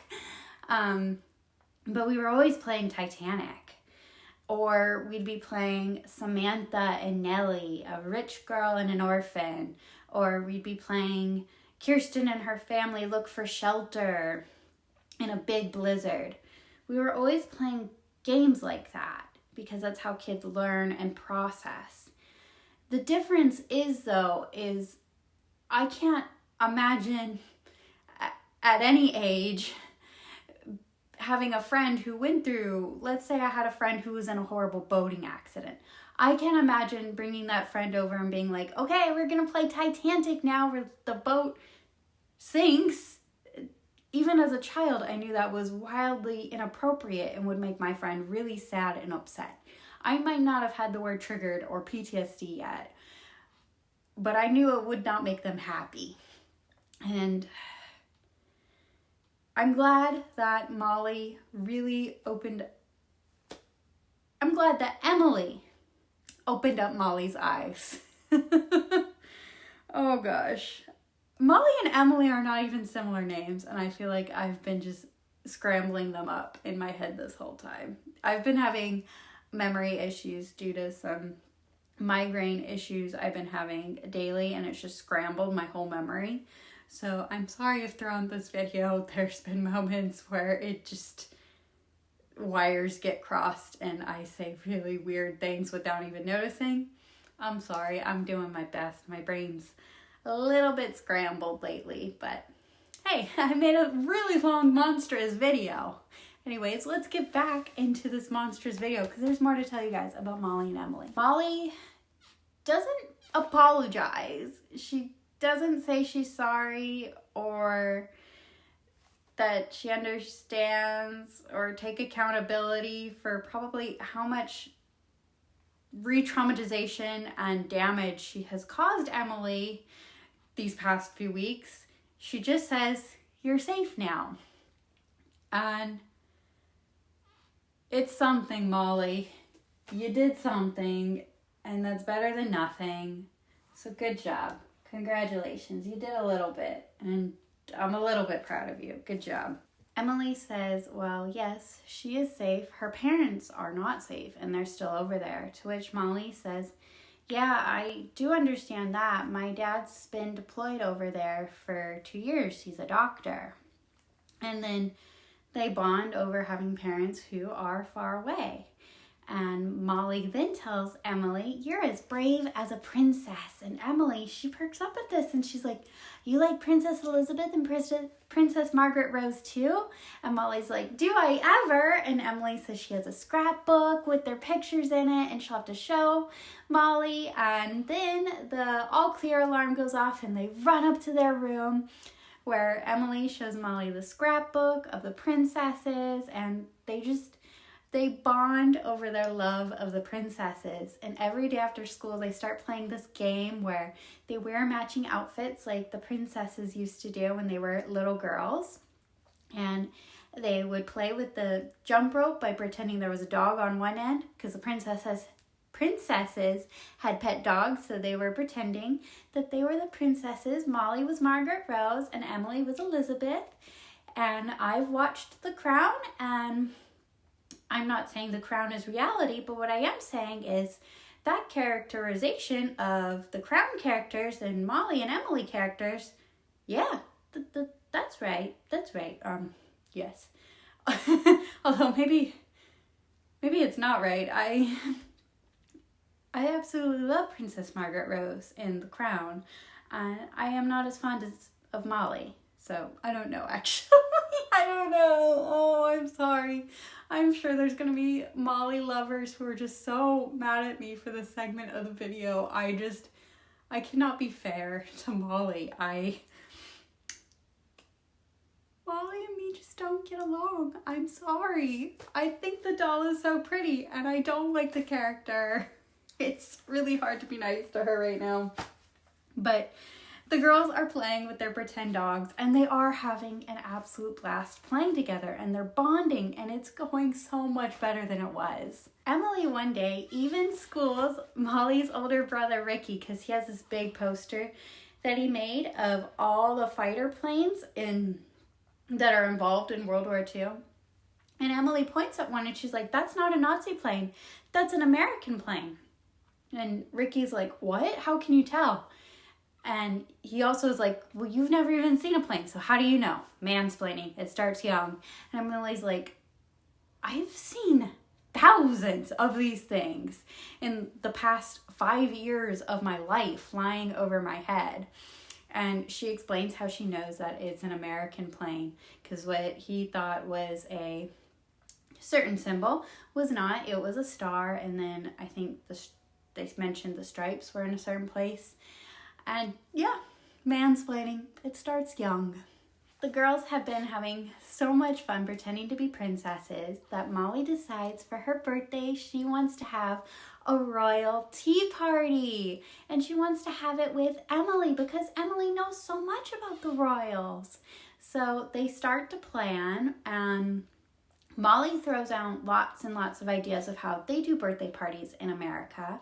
And Emily throws out lots and lots of ideas of how they do parties in England. And the girls are kind of butting heads because Molly, I'll give Molly so much credit on this one. She does want to compromise. Eventually she's like, okay, I'm good with if we have everything else you've mentioned and nothing American, but I really want a cake. And Emily says that's not proper to have an American cake at a royal tea party. So Molly relents, and the building resentment does grow inside of her because all this girl wanted was some chocolate cake. And Molly, she wants to wear the coronation gowns that Princess Elizabeth and Princess Margaret Rose wore when their father was crowned as king. And Emily says, well, they wouldn't have worn that for a tea party. They would have just worn their normal clothes. So we should just wear our school dresses. And Molly, she's like, but I wanted to play dress up. I have dress up dresses we could wear. And she doesn't feel like she wants to compromise, but she does because she remembers that Emily hasn't had a birthday party or a party at all in 5 years. And she wants to be kind and share this moment with Emily. And I think it's a little while later, like maybe a couple of days, and they're listening to the radio after dinner because they didn't have TV back then, but they had the radio they would all listen to together. And the song My Country 'Tis of Thee comes on, and Emily starts singing different words to it. She starts singing God Save Our Noble King, which is her national anthem. And Molly gets mad because she's like, that's not how you sing this song. And then they have a big fight about how each one thinks they're right. And at one point, Molly is insisting because she's American, she's more important. And Emily loses it. And I don't blame her. Emily is like, you Americans, you are so self-centered. You think everything is about you. You think you are so important. And you're just... She's so mad. She like runs upstairs and is just so mad. And while she's saying Americans in that moment, I think she's saying Molly in particular in her head. And Molly and her friends and classmates, because that is what it has seemed to her, is they have been pretty selfish and thinking they are very important and not thinking at all of Emily. They've just been putting themselves front and center. And I'm sure that is very frustrating to Emily. Not because she feels like she deserves more attention than them, but she does deserve maybe some care and sensitivity in some places. Let's not play bomb shelter. Oh my gosh. Mom has had enough of this fight and she tells them to go to bed. But this does not solve the fight. This just puts the fight in the room without witnesses. Way to go, Mom. Way to go. Anyways, the girls keep the fight up. Molly, she lets out all her resentment and lets Emily know that she is still very angry that she isn't getting the party she wanted. She doesn't get to wear what she wants at her party. She doesn't get to eat what she wants at her party, and it's all Emily's fault. And she just wishes that Emily would just go back to England. She doesn't want her ruining her party anymore. And Emily, she tells Molly how it is. Emily tells Molly that she knows nothing about real life. She knows nothing about war or what's really important in life and in this world, and that Molly is spoiled. Emily, my dear, is not wrong. Emily is not wrong. Okay, maybe that was a little bit harsh of me. But I'm just glad Molly's not a real child, and I just have beef with the book character, okay? I'm sorry. I've tried for years not to have beef, but here I am on camera, and I still got beef with Molly. Anyways, Molly looks at Emily, and Molly is big mad, and Molly says, I am not spoiled. I'm so not spoiled that I was going to share my birthday party with you, and I just want you to go back to England. And Emily doesn't even dignify this with a response. She just rolls over and goes to bed. And Molly does too. And they don't speak until the next morning. And when Molly wakes up, it's her birthday. Do I have to do the thing? I gotta do the thing, don't I? Yay! Woo! Molly turned 10. I don't know if Molly learned a thing. Woo! Yay, Molly. Yay. It's Molly's 10th birthday. She is woken up, and when Emily comes back over to where they are, because Emily was in the bathroom, Molly, she gears up to give some kind of apology or say something, but we can't tell because that's when everybody in Molly's family barges in and they're singing happy birthday to Molly and telling her just how happy they were that she was born. And then they drop off 2 little puppies for the girls. Each one gets a puppy. Molly's is named Bennett after Emily because Emily's last name is Bennett. And Emily's is named Yank because that's what the Englishmen called the Americans, was Yank. But each girl was given a puppy because her mom felt bad that they were just playing with jump ropes pretending they were dogs. So they got them puppies. And I really love this little guy. He's one of my favorite American Girl stuffed animals they came out with. He's really soft and cute. He's a real cute little guy. There you go. Here's your buddy. And when they all leave the room, and it's just Emily and Molly with their puppies, that's when Molly finally apologizes. My notes say it was not Molly who apologizes. Emily starts this out. Emily talks about how she is so happy to have a puppy again because last year her dog died in the war. Bombs and dogs, they don't mix. I'll leave it at that. And I did not cry. And I'm not going to cry now. And that's when Molly finally apologizes. And they both do. They both say they had their wrong moments. Emily had less of them. Maybe you could have said it nicer, Emily. But you ate and left no crumbs, girl. Emily, you did good. I'm proud of you, Emily. Sometimes us quiet girls have to say it how it is. And I know it's so hard. And I know I'm also preaching to the choir because sometimes I'm really afraid to say it how it is. And I have people like Molly in my life where sometimes I just really want to tell them, you got no clue how the real world is. Please sit down. But it's hard to do that. So I am proud of Emily for being braver than I am sometimes. Anyways, when the girls are apologizing, they start talking about how the dresses situation and how to fix it. And Molly's mom comes in and she has 2 pinafores for them, 2 party dresses that are so pretty and they're matching and perfect for both. Here's the dresses. They each got a matching dress. And that's it. We don't get to see the party. We don't get to see anything else. We just get to see that each girl had a party dress in the closet. So that's happy birthday, Molly. It is review time, but I'm going to start with the story, okay? Once upon a time on January 13th, 2018, at about 8 in the morning, I lived in Hawaii. And I got a text message on my phone that said, ballistic missile inbound to Hawaii. This is not a drill. And if you don't know what a ballistic missile is, it's a real big bomb. It's very destructive. It could probably have destroyed at least a whole island, if not the whole island chain.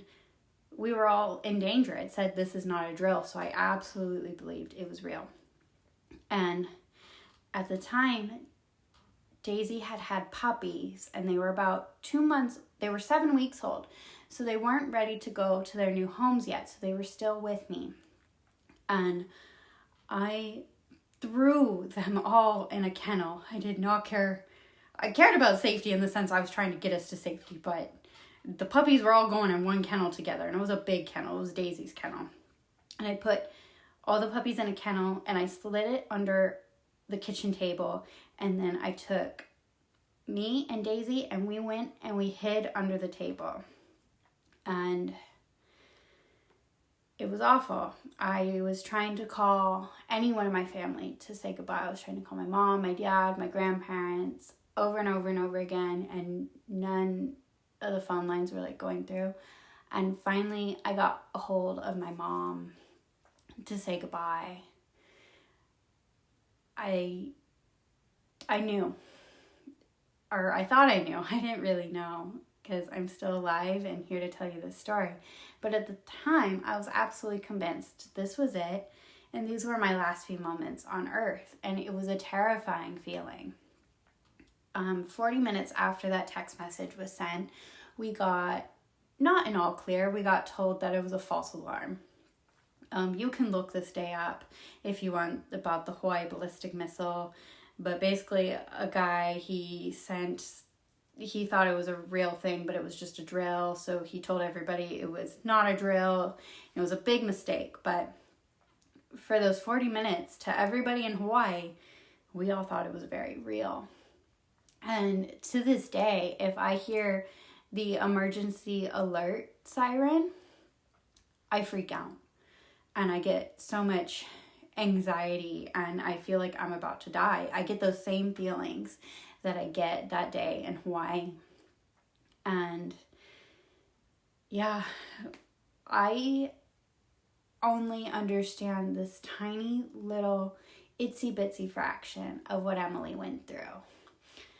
But even though I understand only a tiny, tiny fraction, I do understand how my feelings that day would probably feel magnified over 5 years. I understand it would be big and awful.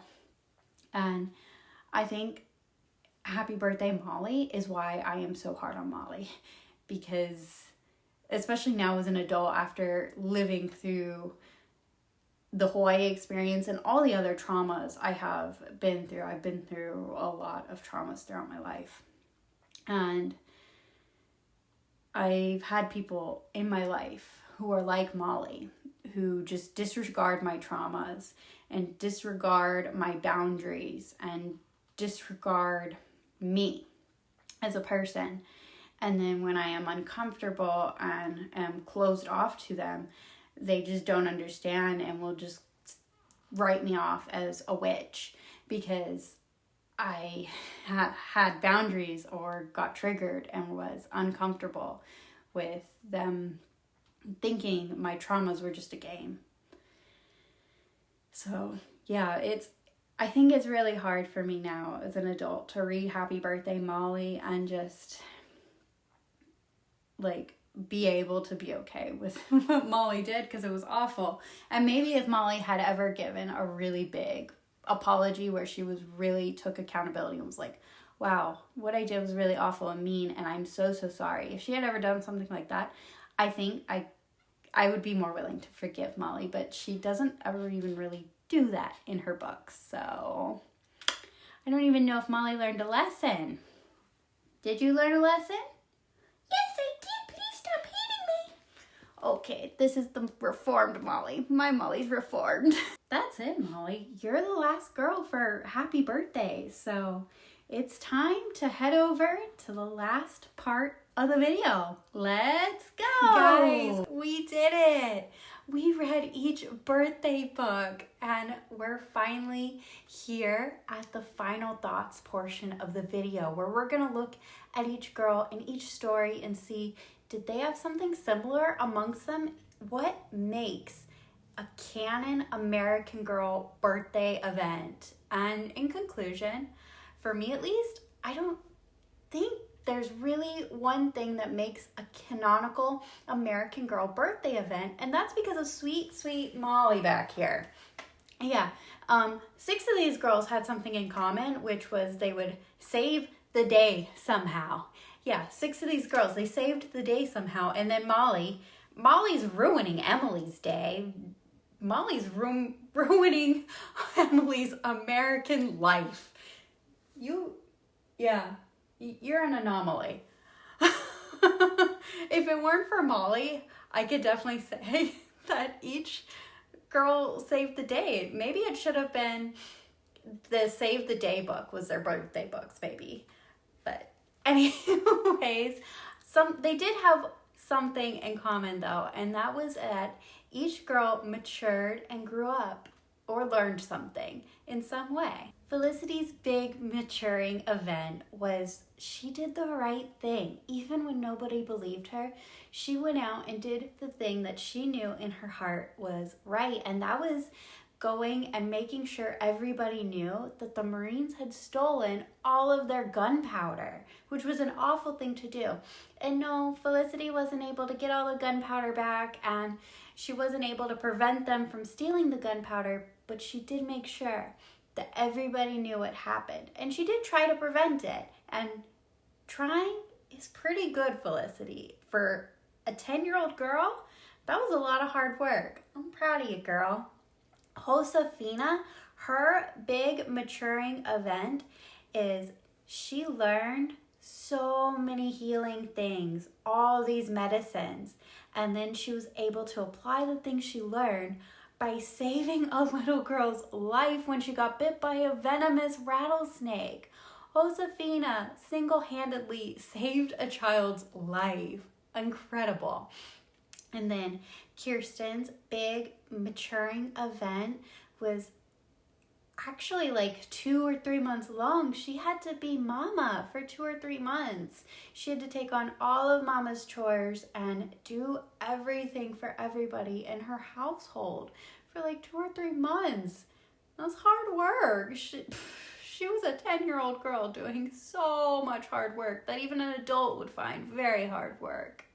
Despite being in a really bad situation that made her feel awful, Addy's maturing event was she kept hope and helped her papa get a good job that made his heart so happy. And you know what? Keeping hope is so hard. Optimism is really important. So I'm going to count that as a really big maturing event. Samantha's maturing event was making choices that are different from Grandmary's. And I know that sounds kind of silly. I felt kind of silly writing it down, but then I thought that is a really big deal when we start looking at our caregiver as a different person than us, and we start making different choices than them and start having different opinions than them. That's a really big growing up moment.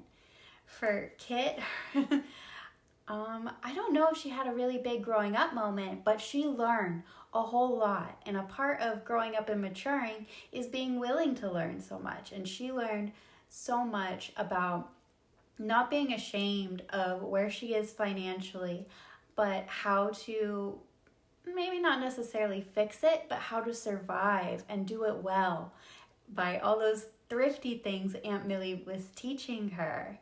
And then Molly. Look, I'm holding a cupcake. Just kidding. Okay, I think maybe Molly might have learned not to bully. Okay, really, I think maybe Molly actually did mature because Molly learned empathy. Maybe not a lot, but she did learn to look at a person who's very different from her, who's had a very different life, and she listened to their story and realized, wow, they have it really hard. And that's good. That's important. That's really important to learn. I hope she applies it throughout her whole life. But gosh, even in the end, me and Molly don't get along. I like Molly the doll. I don't like Molly the character. I'm sorry, Molly. You were a bully your whole book. And I can't figure out how to like bullies. The only other real similarity I saw between each girl was they each get a pet in their book. Of course, Samantha and Addy are only borrowing their pets. They're only visiting with them sometimes.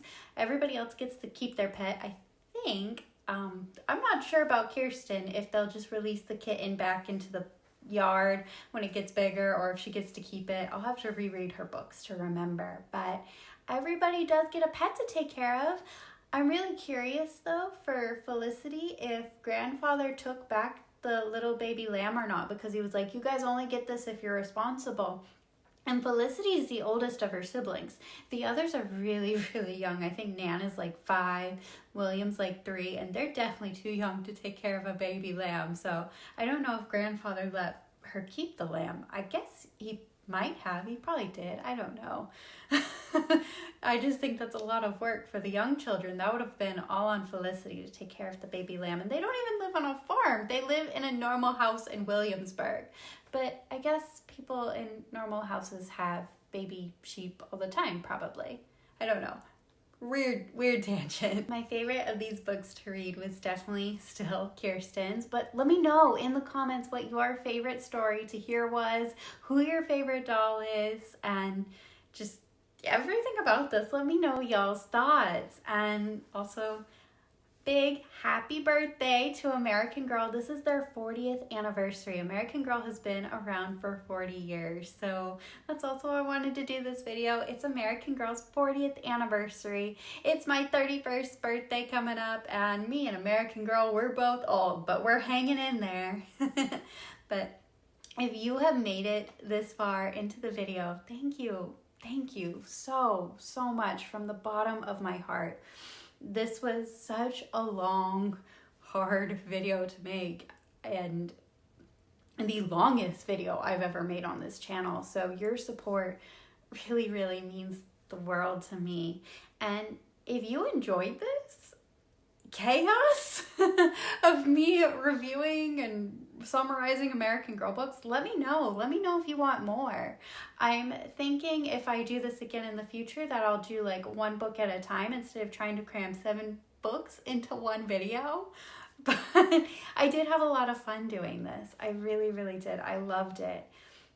And I loved getting to be with my American Girl dolls and bond with them in a new way that I haven't done since I was really little.